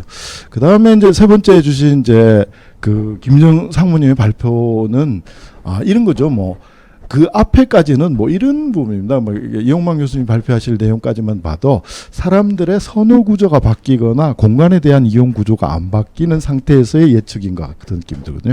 근데 이 코로나 사태라고 하는 것들이 어떻게 보면은 이제 사람들의 일하는 방식, 뭐 먹는 방식, 뭐 사는 방식, 노는 방식을 바꾸게 되면 이게 이제 선호 구조의 변화를 만들어내고 공간에 대해서도 다른 생각들을 하게 되는 그런 것들을 만들어주는 그런 트렌드들을 이제 쭉 이렇게 정리를 해주신 것 같은 그런 느낌들이 들거든요. 그래서 그런 것들은 이제 순서가 이렇게 이런 순서로 보면 어떨까 이런 생각을 처음에 했고요. 두 번째 이제 뭐 내용들은 이제 좀 짚어보면 이제 크게 해주신 내용 중에 대표적인 게 이영만 교수님은 해주신 말 중에 제일 좀 저거 한 것들은 시스템적이기는 아직 안 보인다 이런 말씀이셨던 겁니다. 그죠? 단기적인. 그래서 아까 유광민 박사도 단기적으로 중대한 사태엔 분명한데 뭐 이런 이야기를 하셨던 이유들도 지금 상황은 그렇게 보고 있는 형태의 것들이라는 거죠. 그죠? 물론 아까 그 경제적 충격, 코로나19 경제적 충격 때문에 주택시장이 그대로 움직일 거냐 하면은 뭐 어차피 주택시장의 변수는 여러 가지입니다. 그죠? 지금 요새 보여주고 있는 것 같은 거 보면 과잉유동성 문제도 사실 좀 있고요. 그죠? 뭐 그런 문제도 있고 단기 급등에 따라서 좀 뭐 가격 피로감도 좀 있고요. 그죠? 그 다음에 또 어떻게 보면 서울 중심으로는 공급 부족이라는 소리도 계속 나오고 있습니다. 그죠? 그 다음에 조금 더 지나면 이제 세금도 낼 거고 규제 정책도 계속 들을 거니까 뭐 실제 시장이 어떻게 움직여는 사실 이런 것들이 상쇄되기도 하고 증폭되기도 하면서 시장이 현상적으로는 나타나겠지만은 기본적으로 코로나에 따른 경제적 충격은 이런 효과를 줬다라고 하는 것들을 뭐 이제 과거 데이터를 가지고 이제 분석하셨으니까 그런 요인들은 이제 추가적으로 고려해서 시장이 어떻게 달라질까 이런 생각들을 조금 해봐야 될 것 같다는 생각이 들고요. 그 다음에 이제 선호 구조의 변화 이쪽으로 와서는 우리가 코로나가 앞으로 더 이렇게 진짜 사는 방식을 바꿀까? 뭐 사람들이 일하는 방식을 바꾸고 이거 전에 한 가지 우리가 동의할 수 있는 건 이거 같은 느낌 들거든요. 방역이나 안전이나 뭐 이 준비라고 하는 게 되게 중요한 요소야. 옛날에는 좀 더 비용이 적게 들어야 좀 더 효율적이고 좀 더 빨리 해야 됐기 때문에 그거에 돈을 쓰거나 더 하자고 하는 것들이 말이 안 됐던 부분이 어찌됐든 이 잘못하면은 병 하나가 세 개를 세울 수가 있다. 모든 사람들을 집에 다 처박아 놓을 수가 있다. 이런 상황이 된 거 아닙니까? 그러다 그 방역이나 준비나 이거에 대한 투자는 정당성이 되게 높아질 가능성이 높고 그래서 뭐 도시는 밀도를 낮춰요. 이런 이야기를 하고 그죠? 뭐 그런 형태. 그럼 부동산의 경우는 뭐 요즘 많이 현상적으로 나타나는 것들이 뭐 식당에 간격을 띄운다든가 사회적 거리를 두게 한다 이런 형태로 다양하게 바뀌게 되죠. 옛날 같으면 공간 효율성 측면에서는 그렇게 쓸 수 없는 것이죠. 그런 것들의 그 합리성이랄까 타당성이 높아진 건 사실인 것 같고요. 그것들은 조금 더 오래 갈 수 있겠구나. 물론 뭐 이 문제가 또 몇 년이 지나면 몇 년이 지나가지고 또 유야무야해지면서 이렇게 갈 수도 있지만은 그런 측면의 것들을 좀 한번 생각해 봐야 될 것 같고요. 세 번째 문제는 좀 이제 그거에 대해서 정당성 확보되고 그런 문제에 이제 공간 개발이랄까 공간에서 활용의 문제는 늘 생길 것 같고요. 세 번째 문제는 진짜 시간이 지나고 나면 일하는 방식, 사는 방식, 노는 방식이 바뀌는 거야? 이런 문제가 있는 것 같습니다. 그번 생각해 보면 요즘 들어서는 진짜 새로운 거 많이 나오거든요.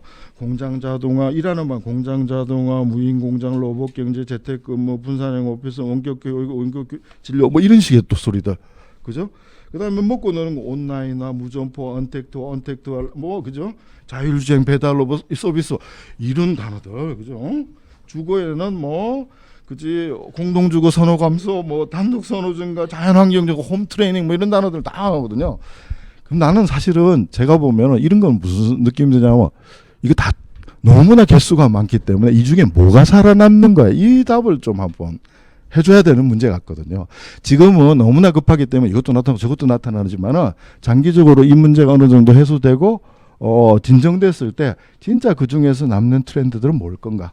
이런 거가 하나 있어야 될 거고요. 그죠?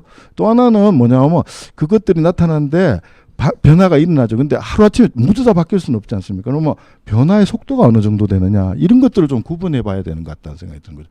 그럼 뭐 지금은 앞으로 나타날 트렌드를 구분하지 못하고 있는 것 같은 느낌 들거든요. 그러면 그것들을 좀 더 지속적으로 모니터링해서 어떤 것들은 추가적으로 계속적으로 나타나고 있으니까 이거는 트렌드화 되는 거야. 이거는 일시적 변화였어. 이걸 구분해내고 그죠? 그 다음에 이게 속도가 어느 정도야. 이런 것들을 좀 구분해내야 되는 부분 같잖아요. 그죠? 그래서 그런 것들에 따라서 어떤 것들은 좀 급격하게 대응하고 어떤 것들은 좀 천천히 가도 될 것 같고. 그러니까 뭐 사람들이 자연을 좋아하고 언택트를 한다고 그래서 공동주택 아파트 싫어할까? 저게 좀 단기적으로 답하기 어려운 문제 같은 느낌 들거든요. 그 다음에 생각하면 뭐 사회적 격리 뭐 언택트 중요하지만 그 클럽에 가서 놀고 이런 거 보면 사람들은 진짜 놀거나 모여서 노는 걸 싫어할까? 이거에 대해서는 거예요. 어떤 트렌드들은 대체하는 게 있을 거고 어떤 것들은 공존하는 게 있을 거고 어떤 트렌드는 뭐 공존한다고 하면 사실 이런 문제입니다. 그 보건이나 위생의 문제를 해결하고서 할 수 있는 뭔가의 대안을 만들어야 되는 거거든요. 그러니까 안 만나는 게 대안이 아닐 수 있지 않습니까? 그러다 보니까 그런 식의 구분들을 조금씩 하면서 이제 상황도 판단해 나가야 되는 거 아닌가 이런 생각이 좀 들었습니다. 그래서 그런 것들의 변화가 일어난다면 사실은 구조적으로 산업이나 시장도 좀 바뀌어야 되는 거 아닌가 싶고요. 프롭텍의 입장에서는 뭐 이런 변화라고 하는 거는 새로운 니즈를 이야기하는 거잖아요. 그럼 새로운 사업 기회고 새로운 비즈니스 기회다 보니까 이거는 뭐 지속적으로 프롭텍한테는 좋은 기회가 되지 않을까 싶고요. 그래서 그런 것들을 좀 더 체크해가면서 대응했으면 좋겠다 이런 것들이 드리고 싶은 말씀입니다. 예, 우리 신재준 교수님께서는 뭐 여러 가지 질문을 하셨습니다만은 가만히 말씀을 들어보니까 인간은 별로 안 변할 거다.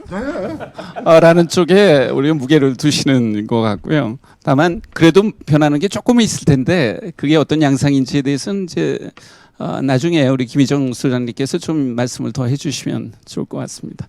자, 두 번째 토론자로 김진우 교수님 모시겠습니다. 네, 안녕하세요. 경기대학교 김진우입니다. 앞에서 너무 재미있게 신주식 교수님이 토론해 주시고 할 말이 별로 없는데 네 분의 발표는 너무 잘 들었고요. 유익했습니다. 제가 어제 읽어봤음에도 불구하고 오늘 발표를 들으니까 제가 놓치고 있었던 부분도 많이 있었던 것 같습니다. 저도 계속 여러 군데에서 그런 요청을 받아서 생각을 해보고 있는데 자료들도 보고 있는데 그에 비해서 훨씬 더 깊은 이야기들을 해주셔서 상당히 유익했던 것 같습니다.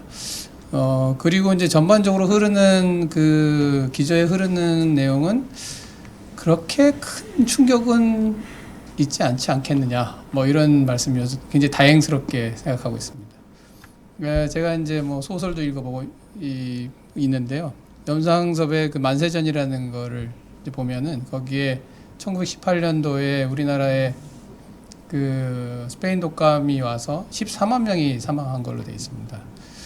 그때 이제 우리나라에 원래 공동묘지가 있었지만 너무 많은 사람들이 사망하다 보니까 공동묘지가 굉장히 급격하게 일제 치하에서 많이 이제 확산이 된 걸로 그렇게 이야기가 되고 있는데, 그러니까 공간의 변화를 이제 우리도 피할 수 없을 것 같습니다. 우선은 이 사회적 거리두기라든지 이런 것들이 만약에 앞으로도 조금 일상화 된다 그러면 사실 공간 수요는 더 늘어나지 않을까 하는 게 제 생각입니다. 그러니까 경제적으로는 구매력이 떨어지지만 사실 사람들 간의 거리를 두고자 한다면 같은 식당 안에서 그전에는 20명이 식사했다면 이제 10명밖에 식사를 못 하니까, 그리고 이제 대규모 공간보다는 소규모 공간들이 요소에 이제 박히는 형태로 들어가지 않을까.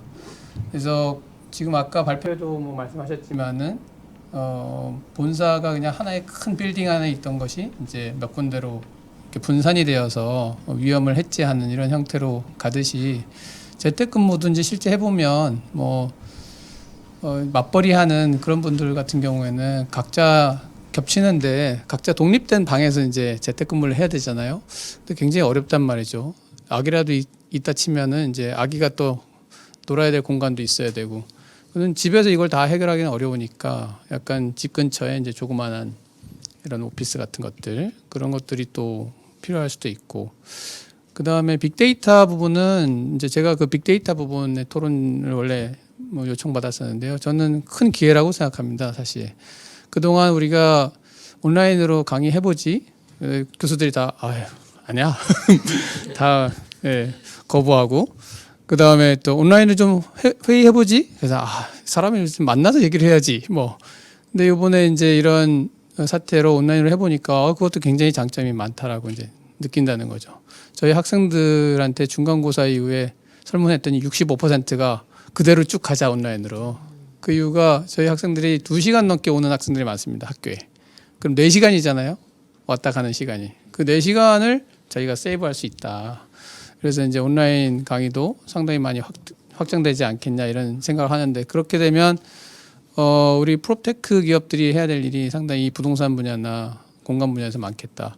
하지만 또 신중치 교수님 말씀에 굉장히 동의하는 것은 우리가 언택트로만 다 해결할 수는 없을 것 같다는 생각이 듭니다. 지금 저희도 이렇게 모여 있지 않습니까?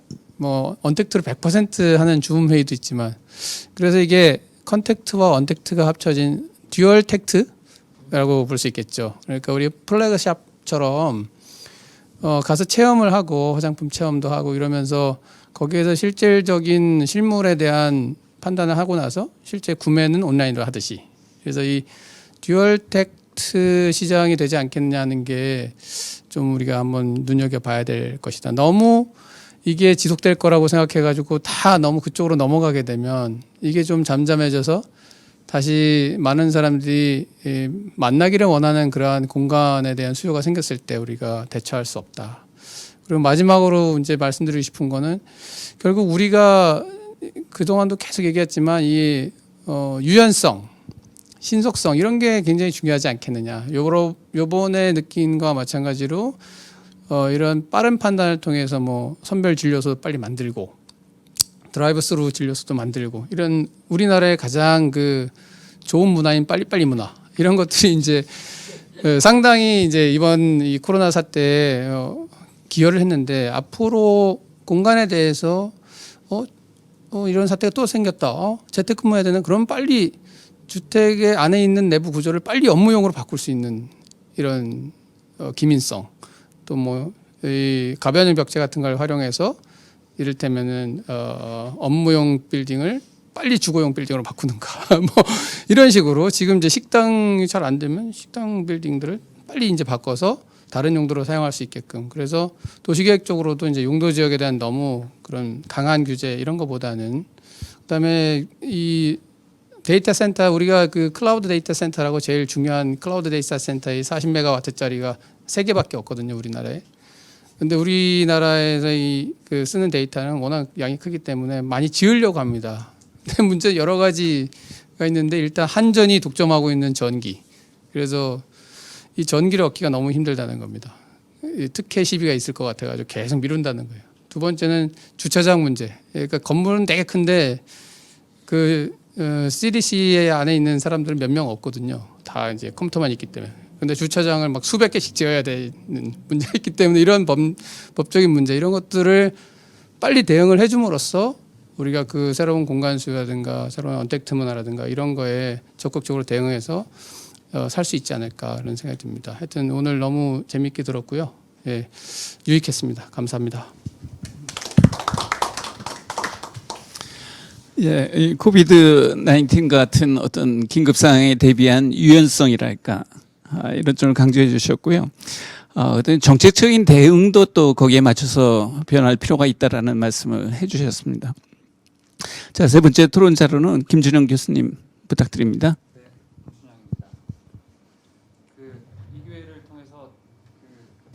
코로나에 대해서 제대로 학습을 하게 된 것 같습니다.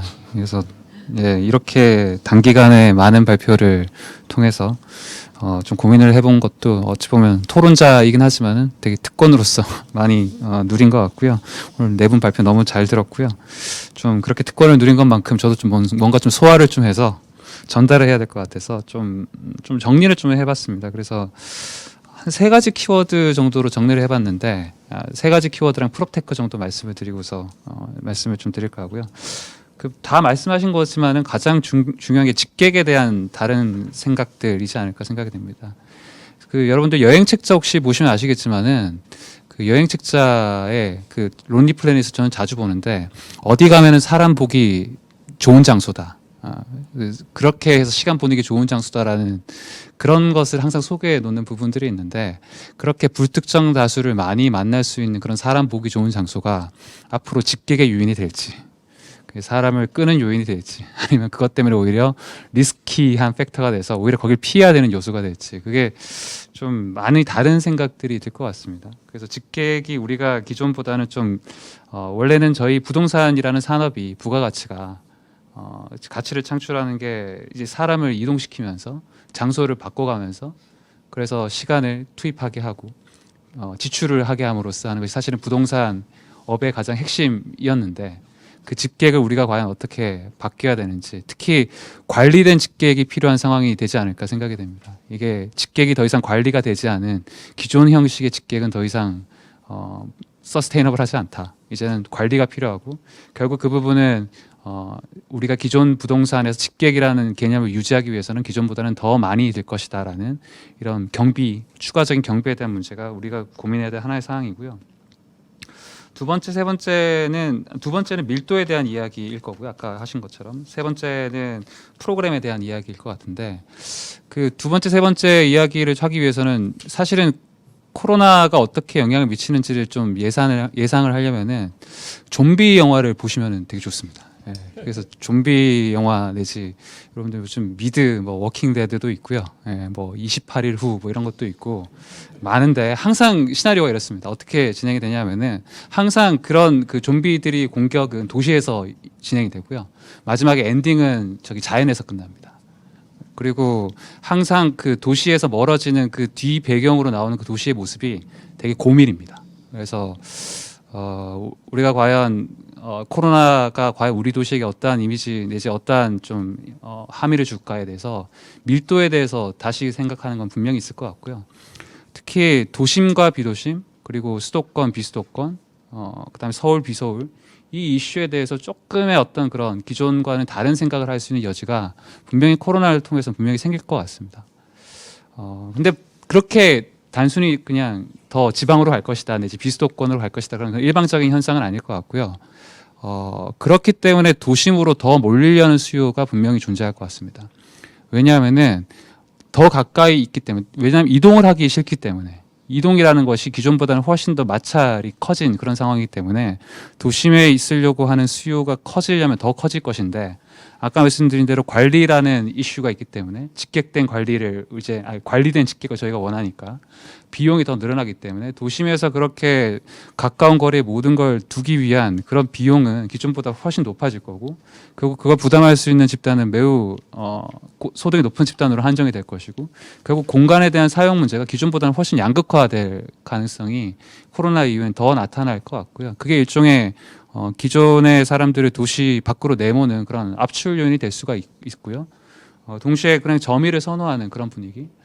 그것이 뭐 어떤 감염에 대한 그런 우려 그리고 사람들에 대한 불특정 다수를 만나는 것에 대한 우려가 흡인 요인이 돼서 어찌됐든 도시에서 광역화 현상은 저는 분명히 나타날 것 같고요.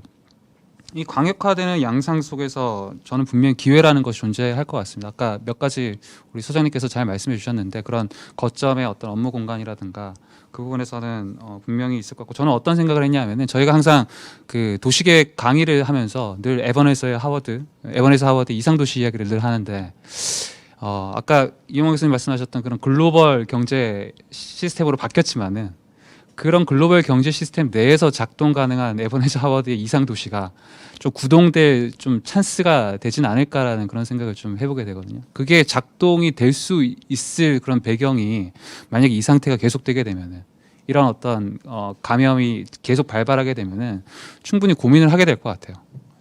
그렇게 사는 것이 어떠냐에 대한 고민들.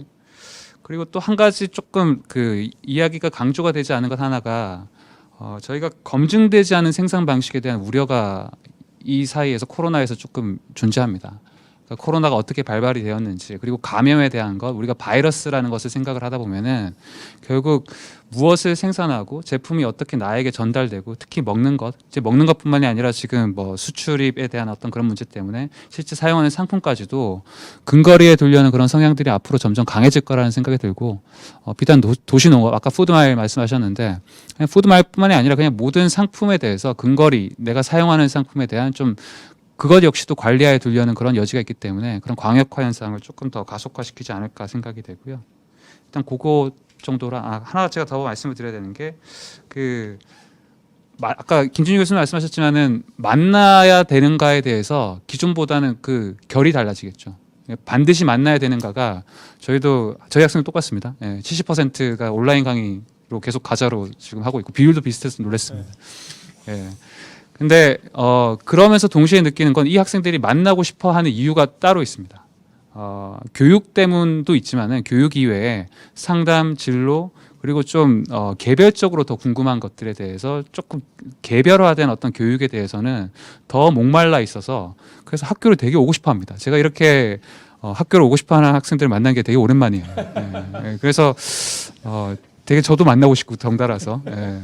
그래서 그 똑같은 게 부동산에서 똑같이 있지 않을까 생각이 됩니다. 기존에는 그냥 대면, 비대면에 대한 고민을 우리가 별로 안 했는데 앞으로는 이게 만약에 전부 다 비대면 하려는 욕구가 강해진다면은 동시에 어떠한 업종에서 어떤 서비스를 할 때 왜 만나야 되는가에 대해서 우리가 질문을 반드시 던져야 될 거고, 그게 공간 개발, 용도 개발, 업종 배치 이런 곳에서 만나야 하는 분명한 사유로 대체하는 그런 흐름들이 앞으로 좀 있지 않을까 생각이 되고요. 그게 앞으로 소비 트렌드나 이런 부동산 용도에서 크게 좀 바뀌지 않을까 생각이 됩니다. 이제 마지막으로 한 가지 말씀을 드리면은 프롭테크에 대한 이야기를 꼭 좀 드리고 싶은데, 저는 프롭테크의 위기도 좀 살짝 말씀하셨지만은 전 전체적으로는 성장할 것이라고 예상이 되고요. 그 아까 비대면에 대한 욕구, 그리고 만나지 않고서도 할 수 있는 효율적인 방식이 있다면 그에 대한 선호가 점점 더 커지리라 생각이 되고요. 그걸 가능케 해주는 것이 프롭테크니까 프롭테크에 대한 전망은 계속 좋을 것 같습니다.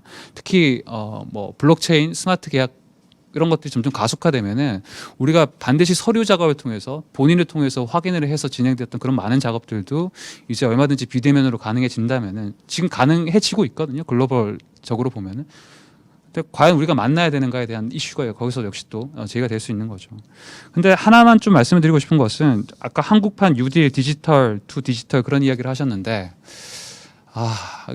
좀 더 나가야 될 것 같습니다. 뉴딜이라고 저희가 정부에서 이야기를 한다면은 그 정도로는 안 될 것 같거든요. 왜냐하면은 비대면으로 지금 우리가 진행하려고 하는 그런 서비스들이 대면에서 없었던 게 아니잖아요. 대면에서 전통적인 방식으로 분명히 진행이 됐던 거니까 비대면으로 가기 위한 그와 같은 움직임에서는 분명히 대면에서 진행하던 강력한 그런 이해관계들의 저항들이 분명히 있을 텐데 왜 그 말씀 세게 안 하셨는지 저는 좀 그 말씀들을 좀 많이 기대했는데 예.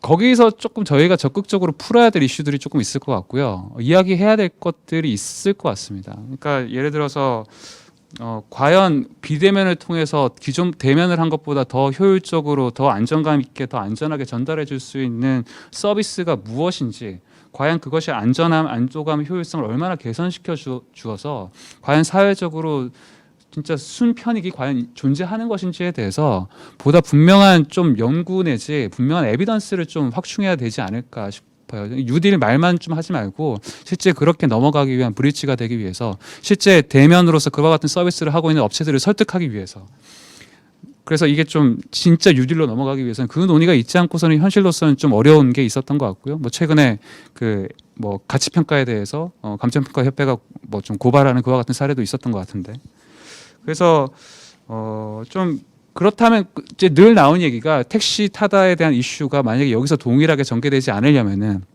저 기존 업계가 그럼 우리 보고 다 죽으라는 이야기냐라고 프롭테크를 하지 않기 위해서는 저희가 학회 차원에서도 조금 논의할 이슈가 분명히 있을 것 같습니다. 학회랑 협회랑 같이 해서도요. 저희가 절대 그 업을 다 공멸하자는 이야기가 아니고 이 발전된 데이터베이스를 가지고서 대면을 할 수 있는 보다 다른 콘텐츠나 프로그램으로 만들어가기 위한 그 과정을 우리가 돕기 위한 작업을 하고 있다를 보여주기 위해서 지금 현재처럼 되게 수동적이고 먼 발치에 떨어져 있는 3자적인 어떤 관점에서의 그냥 논의가 아니라 저희 3자적으로 보고 있는 거죠. 조금 더 적극적인 과제를 발굴해서 그걸 좀 해내가야 되지 않을까. 그게 좀 학계 내지 협회의 공동의 역할이지 않을까. 그게 되지 않고서는 사실 뉴딜을 이야기하는 게 역시 좀 구호로 그치지 않지 않을까. 그런 생각을 조금 해봤습니다. 여기까지 말씀드리겠습니다. 예. 김준영 교수님께서 몇 가지 아주 중요한 말씀들을 하셨습니다. 뭐 첫 번째 포인트, 그 관리된 집객이라는 키워드는 사실 발표자와 토론자들께서 몇 차례 말씀을 하신 거죠. 주택도 옛날과는 이제 기능이 달라지고 보다 많은 기능을 수행해야 되고, 뭐 식당 같은 데서도 1인당 공간이 좀 늘어나야 되고, 이렇다면은 이게 전부 다 원가 상승 요인이 될 거거든요. 그러면 그 원가 상승이 됐을 때 누가 이것을 지불할 수 있느냐? 뭐 결국은 부유한 사람들이 그런 혜택을 보고 그만큼 지불할 수 있는 능력이 없는 사람들은 그러면 옛날보다도 더 열악한 상태로 떨어질 수 있는, 어떻게 보면 좀 우울한 말씀을 하셨는데요. 여기에 대한 대책은 무엇일 수가 있는지, 뭐 여기에 대해서도 생각이 좀 있으신지 나중에 시간이 있으시면 좀 말씀을 해주시고요. 그다음에 프롭텍 업체들에 대한 또 이것도 좀 우울한 전망이셨던 것 같은데 여기에 대해서 나중에 조인혜 사무처장님께서 조금 추가적인 발언을 해주시기 바랍니다. 자, 오늘 이 자리에 참석하지 못한 이상현 교수님께서 토론 요지를 보내주셔서 김진우 교수님께서 요약해서 말씀을 해주시겠습니다. 네, 제가 안경을 벗었습니다. 이상현 교수님. 최대한 이상현 교수님의 톤으로 빨리 신속하게 읽어드리겠습니다. 4개를 보내셨습니다. 주택시장, 임대주택시장, 수익형 부동산 시장, 그다음에 프롭테크 성장. 그래서 우선 주택시장에 대해서 코로나 사태로 비대면이나 새로운 여유 공간의 필요성은 더 커졌기 때문에 단기간은 아니지만 중장기적으로 아파트의 평면이나 주거시설, 운영관리의 방식에는 큰 변화가 발생할 것으로 보입니다. 아파트 관리 면에서도 단순 관리가 아닌 방역의 개념이 포함된 새로운 전문적 관리로 변화될 것으로 예상됩니다. 공유 개념의 경우 전염병 사태로 인해 축소되거나 어려움을 겪을 것으로 보이고 부동산 정책의 경우는 정부의 정책 일관성이 강조되면서 기존의 주택에 대한 세제, 금융, 규제의 전반적인 내용에 변화가 발생할 가능성은 높지 않다고 생각이 됩니다. 임대주택 시장의 경우에 민간 임대의 경우에는 코로나 사태로 인한 직접적인 영향이 주로 저소득층이나 학생 등이 이용하는 고시원, 대학 주변 임대주택, 단독 다가구 임대 등 시설이 노후화하거나 열악한 임대주택을 중심으로 나타납니다. 외국인을 대상으로 임대사업을 한 경우에도 국제적인 인력 교류 중단 등으로 타격을 받을 것으로 보입니다. 공유주택의 개념이 확산되면서 쉐어하우스, 콜리빙 임대주택들이 늘어났지만 전염병 확산 등의 우려로 공동생활의 개념이 강한 쉐어하우스는 상당한 어려움을 겪고 있습니다. 반면 비대면 서비스가 가능하고 분리된 공간을 가진 콜리빙 같은 임대주택 서비스는 안정적으로 운영되고 있습니다.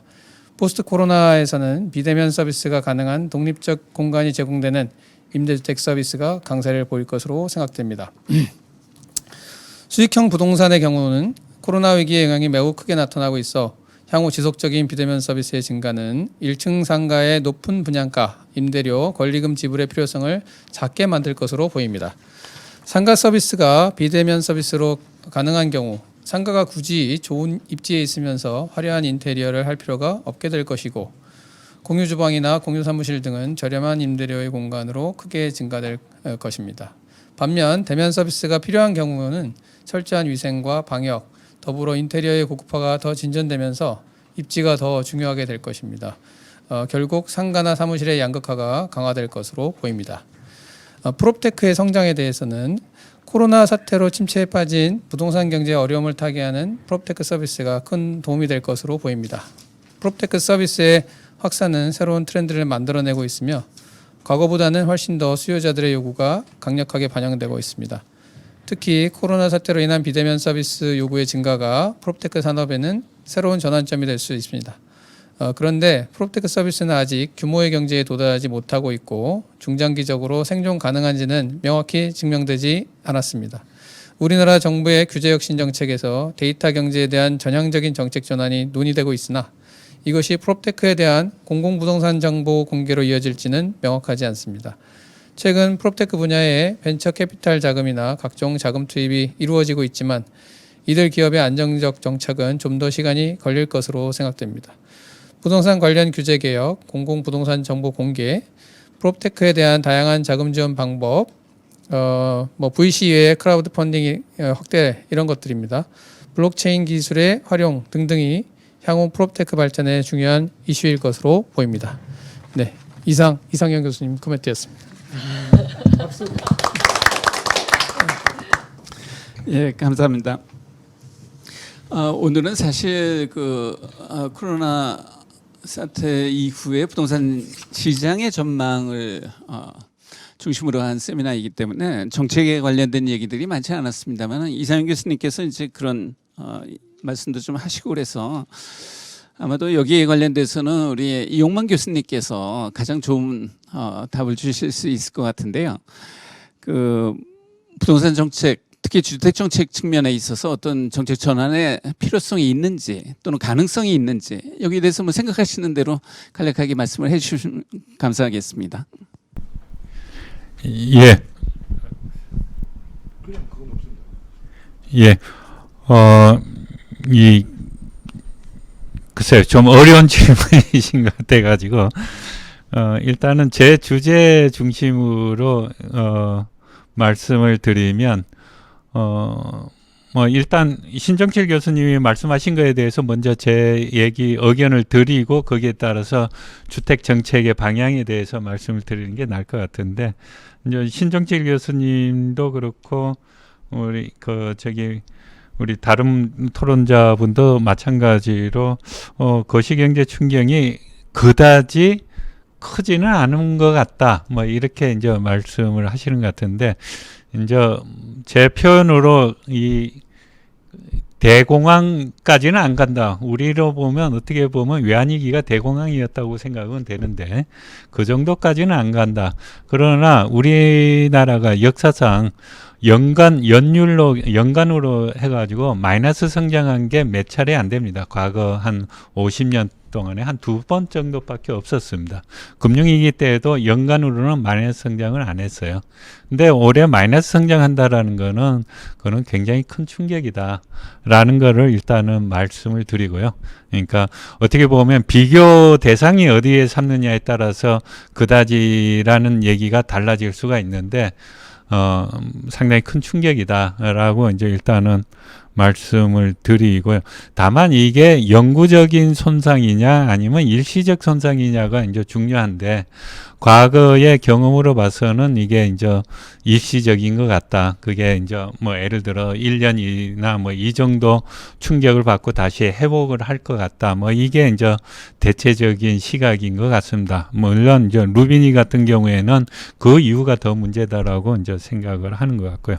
자, 이렇게 봤을 때 이제 지금 정책적인 어떤 변화의 방향, 뭐 아마 이제 어떻게 생각하는 거는 이제 정부가 그동안 규제 중심으로 이제 계속 이제 시장을 이제 가격을 이제 하락시키는 또는 안정시키는 정책을 써왔는데 지금 상황에서 이런 이제 정책 방향을 계속 유지해야 되느냐, 아마 그런 게 아마 주된 포커스가 아닌가 그런 생각은 듭니다.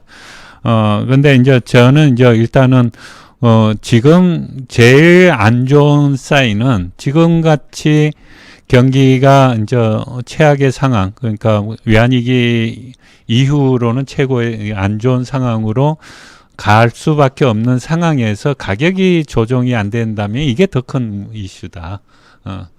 그러니까 경기 상황에 따라 가지고 가격은 조정을 받아야지 그 다음에 다시 바운스를 할 수 있는 거지, 조정이 안 되면 그 다음에 더 큰 위기를 가져올 수 있을 거다. 그래서 코비드-19 이후가 더 중요하다고 생각하는 게 이제 이 코비드-19 이후에 과잉 유동성 때문에 그때 다시 한번 이제 과열이 있게 되면 이제 또다시 이게 이제 우리나라의 문제만은 아닙니다. 결국 세계의 주요 국가들의 주택 시장이 2000년대 이제 중반과 비슷하게 이제 폭등을 해가지고 이거를 이제 다운시키기 위해서 유동성을 줄이고 금리를 높이는 순간에 이제 붕괴가 될 수가 있는 그런 위험이 우리한테도 있기 때문에 오히려 이제 저는 지금 상황에서는 조정될 거는 조정되게 하는 게 좋을 것 같다라는 생각이고요.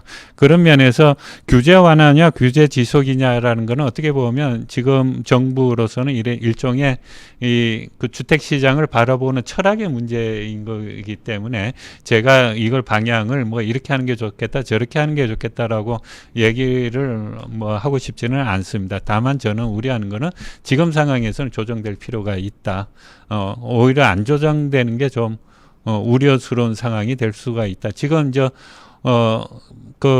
지난주에 나온 이제 이코노미스트의 주제가 뭐냐 그러면 메인스트리트하고 월스트리트가 완전히 이건 괴리되어 있고 이거는 언젠가는 이 괴리 때문에 시장이 충격이 올 거다라고 이제 얘기하는 것처럼 결국 자산 시장하고 실물 경제가 너무 괴리가 되면 이거는 이제 나중에 조정하는데 큰 충격이 올 거다라는 생각이 들어갔고 뭐 저는 그 부분에 대해서는 뭐 다른 정책의 방향에 대해서는 말씀드리고 싶지는 않고요.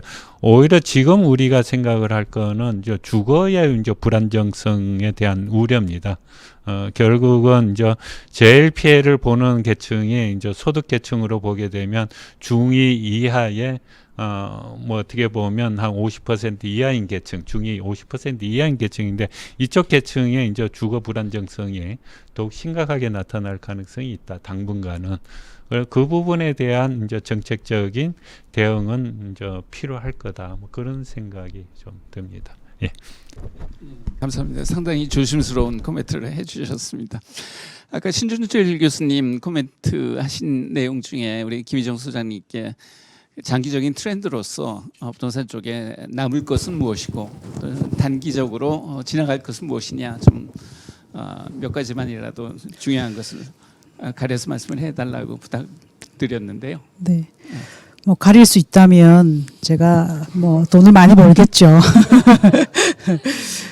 그렇지만 이렇게 신 교수님 말씀하신 내용 중에 그렇게 코로나 이후에 그렇게 변하는 게 많다고 얘기하지만 실제 변하겠나라는 이제 기초적인 의문을 갖고 계시는데 사실은 이제 이런 말이 있잖아요.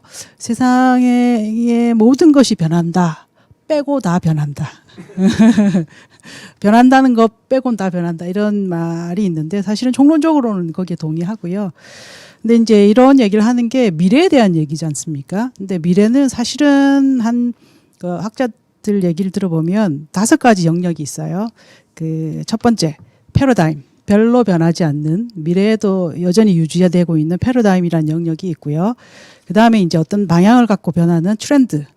그리고 트렌드와 꼭 10명 중에 9명 이에스에도 1명 노 하는 것처럼 역트렌드 이게 같이 세트로 항상 다니는데 이런 영역이 있고 그다음에 잘 모르겠다 하는 불확실성의 영역이 있고요.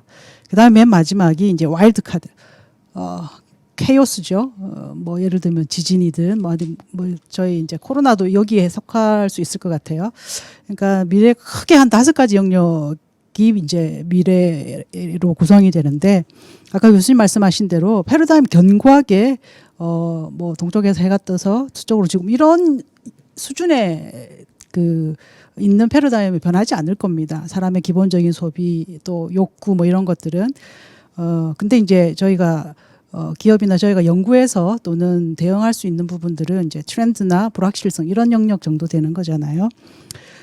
그래서 그 사람마다 니즈는 굉장히 더 다양해질 거라고 봅니다. 근데 이게 필드에서 비즈니스로 마켓에서 효력을 발생할 거냐 안 할 거냐가 이전에는 그러니까 규모의 경제, 그러니까 어느 정도 시장에서 역할이 되려면은 규모의 경제가 있어야 이게 산업화되고 소비자들한테 필요한 또 상품이 나오고 이렇게 돌아갔는데 지금의 이런 상황은 코로나뿐만 아니라 우리 두 번째 발표하신 우리 그 조인혜 사무처장이 말씀하셨듯이 프롭테크, 그러니까 기술의 영역이 너무나 고도화되어서 이전에는 몇 명의 소비자의 니즈를 이게 니즈는 있지만 비즈니스로는 굉장히 어려웠지만 지금은 이런 기술의 영역으로 온라인에서 또는 앱에서 한두 명의 니즈도 부응할 수 있는 그런 산업이 된다라는 거예요. 그래서 굉장히 다른 이제 그 패러다임이 변하지 않을 것 같은 패러다임이 트렌드의 영역으로 넘어갈 수 있는 상황이, 그러니까 기술적인 상황이 됐기 때문에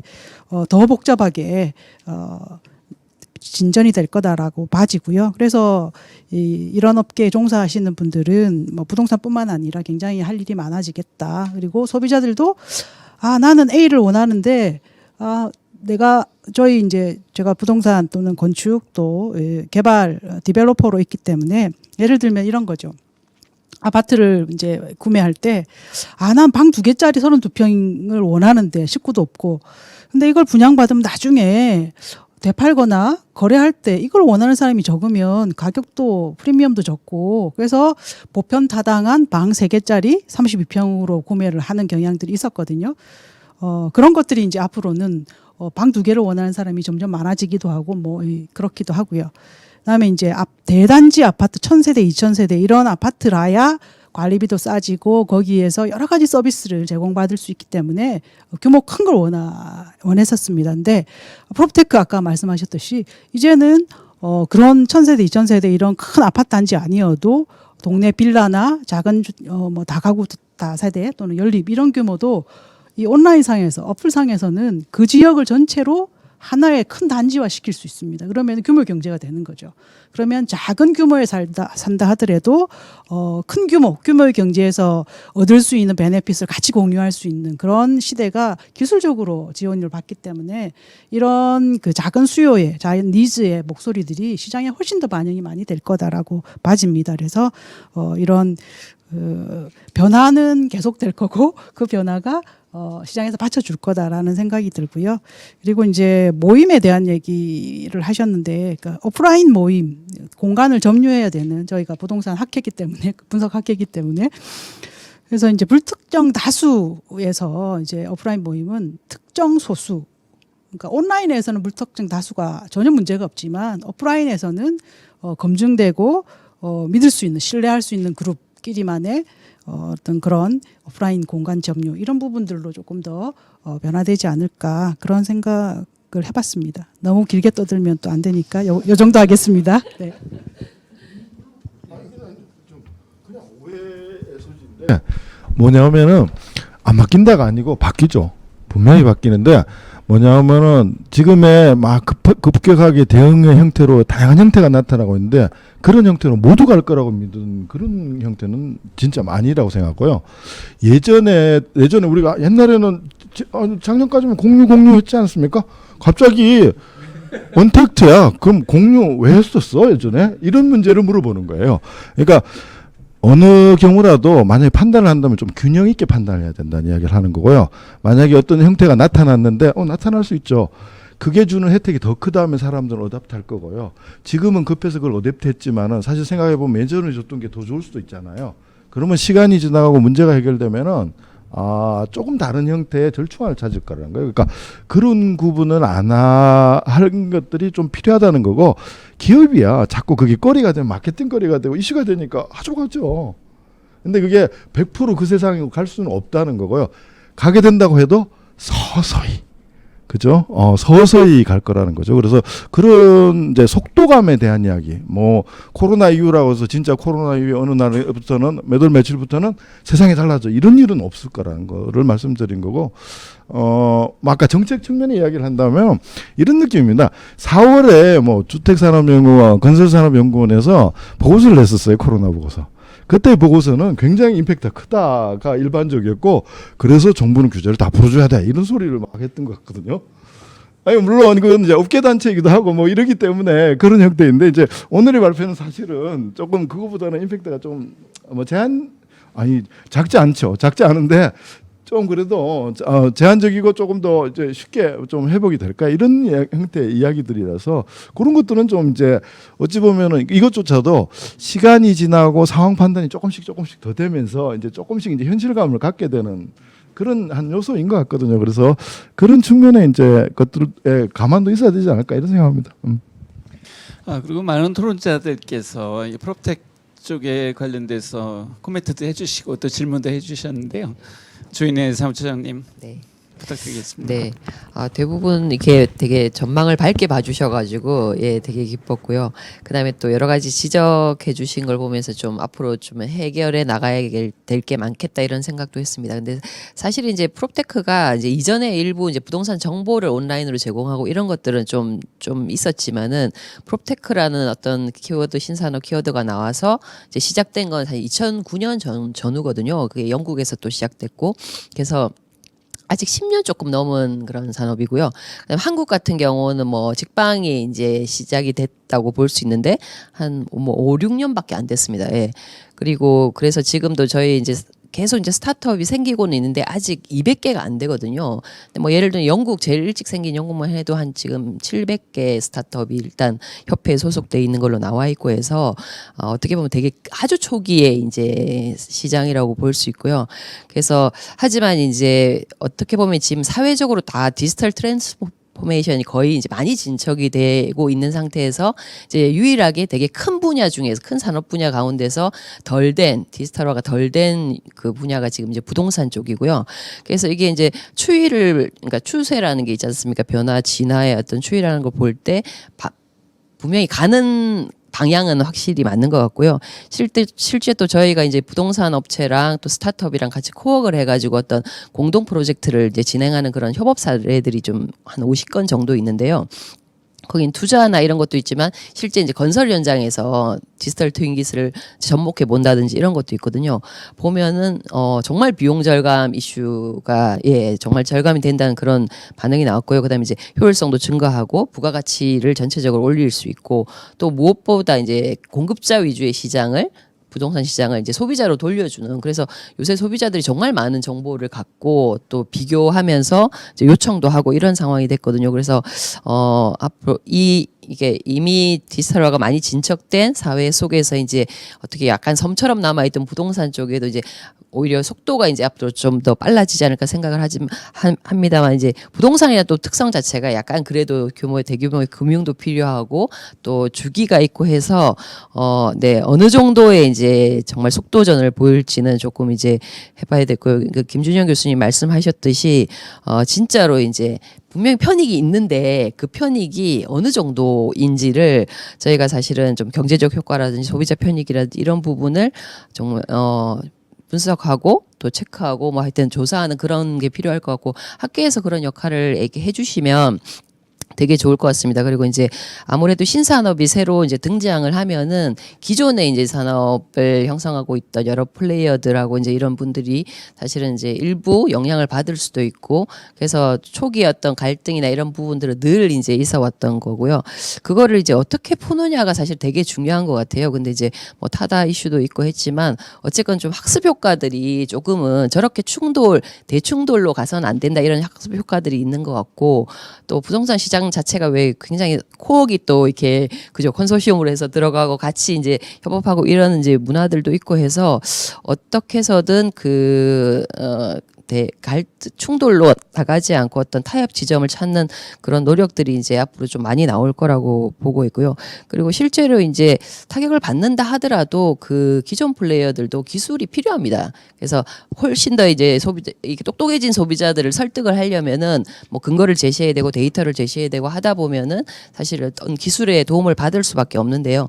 그래서 실제로 많은 분들이 뭐 그 예전에 네이버 골목 상권 침해 이런 얘기 있을 때도 소상공인이 다 죽는다 했지만 또 거기서 아주 잘 그 기술을 잘 이제 활용해서 교육도 받고 하시는 분들은 스마트 스토어 이런 쪽을 통해서 굉장히 빨리 창업하고 빨리 수익을 거두는 또 그런 효과가 있었거든요. 그래서 이 분야도 마찬가지인 것 같습니다. 지금 뭐 중개사도 있고 여러 이제 감정평가사도 있고 뭐 건축 설계사도 있고 하지만 일부에게는 또 기회가 되는 그리고 앞으로 갈 방향이니까 일부에게는 뭐 빨리 선점한 빨리 탄 올라탄 분들한테는 또 새로운 기회를 많이 제공할 수 있을 것 같고요. 하지만 이제 적응하지 못하는 분들에게는 뭔가 이제 전환을 위한 뭐 교육을 저희가 이제 모색해서 제공해 드린다든지 같이 이제 갈 수 있는 그런 프로그램들을 짠다든지 아니면 뭐 사회적인 대타협 기구 테이블을 만들어서 계속 지속적으로 논의해 본다든지 그런 것들이 이제 필요하다고 생각합니다. 근데 하여튼 이전에 그런 갈등 충돌이 많았기 때문에 거기서부터 어떤 배우는 교훈, 뭐 학습 효과 이런 걸 통해 가지고 부동산 분야에서는 그렇게 충돌까지 가지 않는 그런 거를 정말 다들 원하고 있으시는 것 같아서요.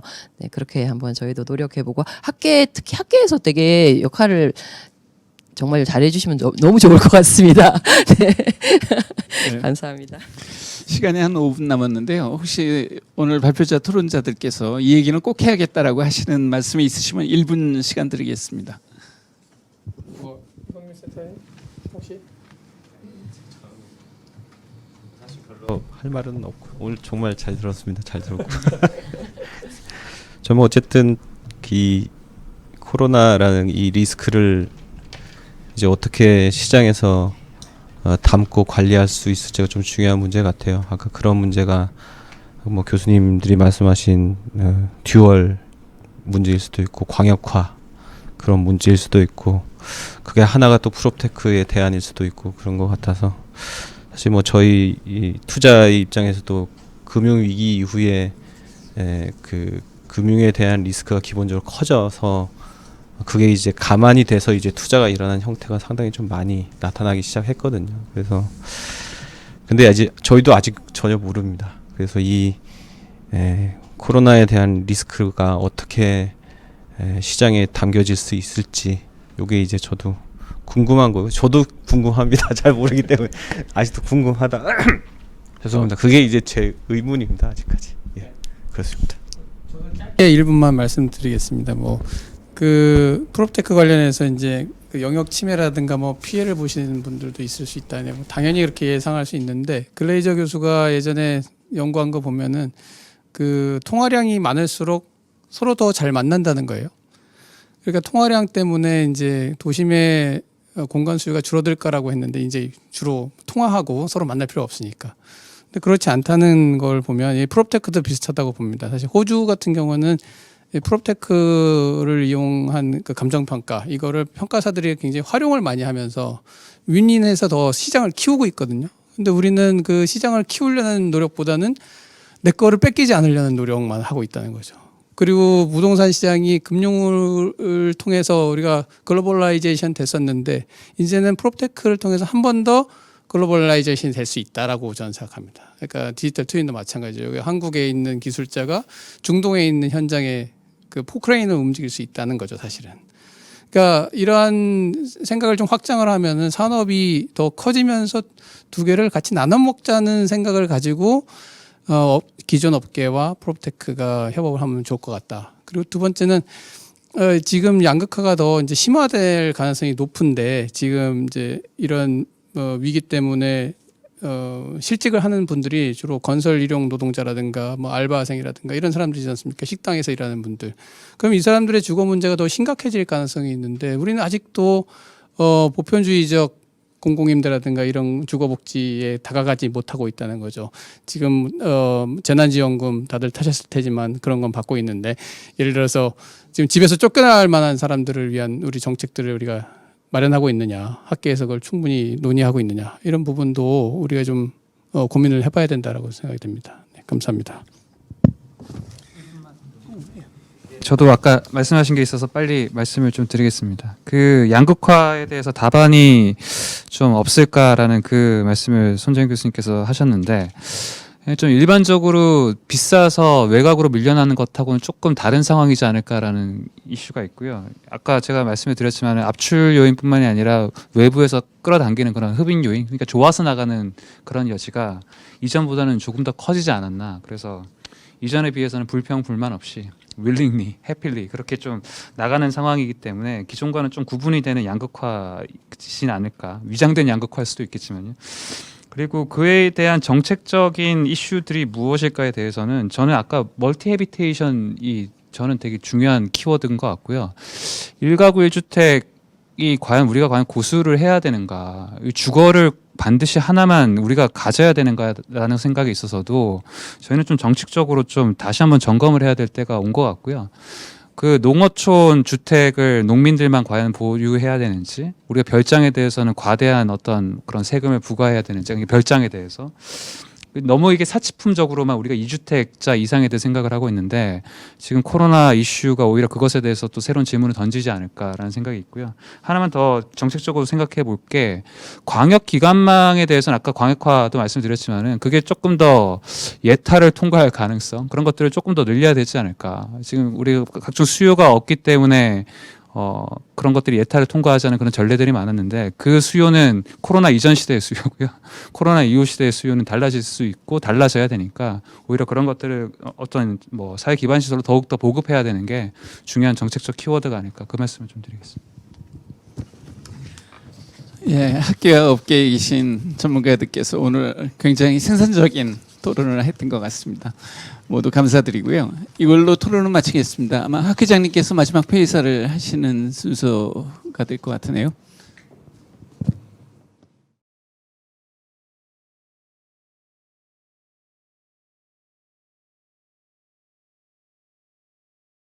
예.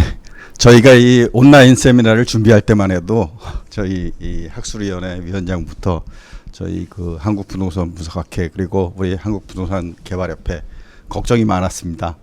그런데 오늘 이제 그 네 분 발표와 또 네 분의 토론자 자료를 보신 분들은 다 아시겠지만 발표 내용도 상당히 심도 있고 사실은 그 우려했던 거는 지금 현재 코비드 19가 진행 중이고 그리고 어떻게 예측할지 모르는 상황이었기 때문에 사실은 이 자료에 대해서도 저희도 상당히 걱정을 했는데 뭐 예상을 뛰어넘는 정도까지 그 자료의 내용에 심도도 있고 또한 그 토론자분들의 그 말씀 속에도 상당한 함의들이 있었던 것 같습니다. 그러니까 네 분 토론자와 네 분 그 발표자한테 일단 감사를 드리고요.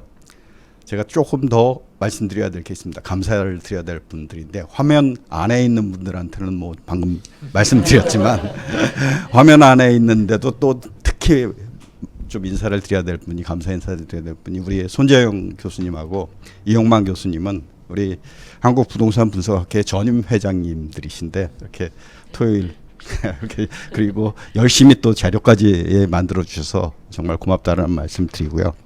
화면 밖에 있는 분들도 있습니다. 화면 밖에 있는 분들은 우리 한국부동산분석학회 그 김승배 회장님 그리고 우리 이경수 국장님 여러모로 지원도 해주셨고 그리고 공간적 지원 그리고 거의 일주일 이상 계속 그 여러 가지 노력을 해주셔서 이 학술대회가 온라인 학술대회가 상당히 아주 모양 좋게 이렇게 진행될 수 있었고요.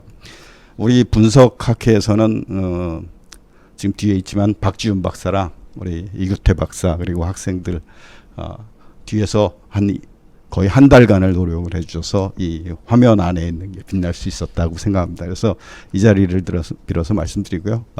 마지막 한 말씀은 저희가 그 토론자분도 말씀하셨지만 우리가 대면과 비대면 뭐 온라인과 오프라인 이게 뭐 충돌하거나 뭐 이런 부분보다는 어떻게 보면 훨씬 더 사회를 그리고 시장을 어드밴스 시키는 뭐 이런 방향으로 갈 거라고 저는 예측을 하고요.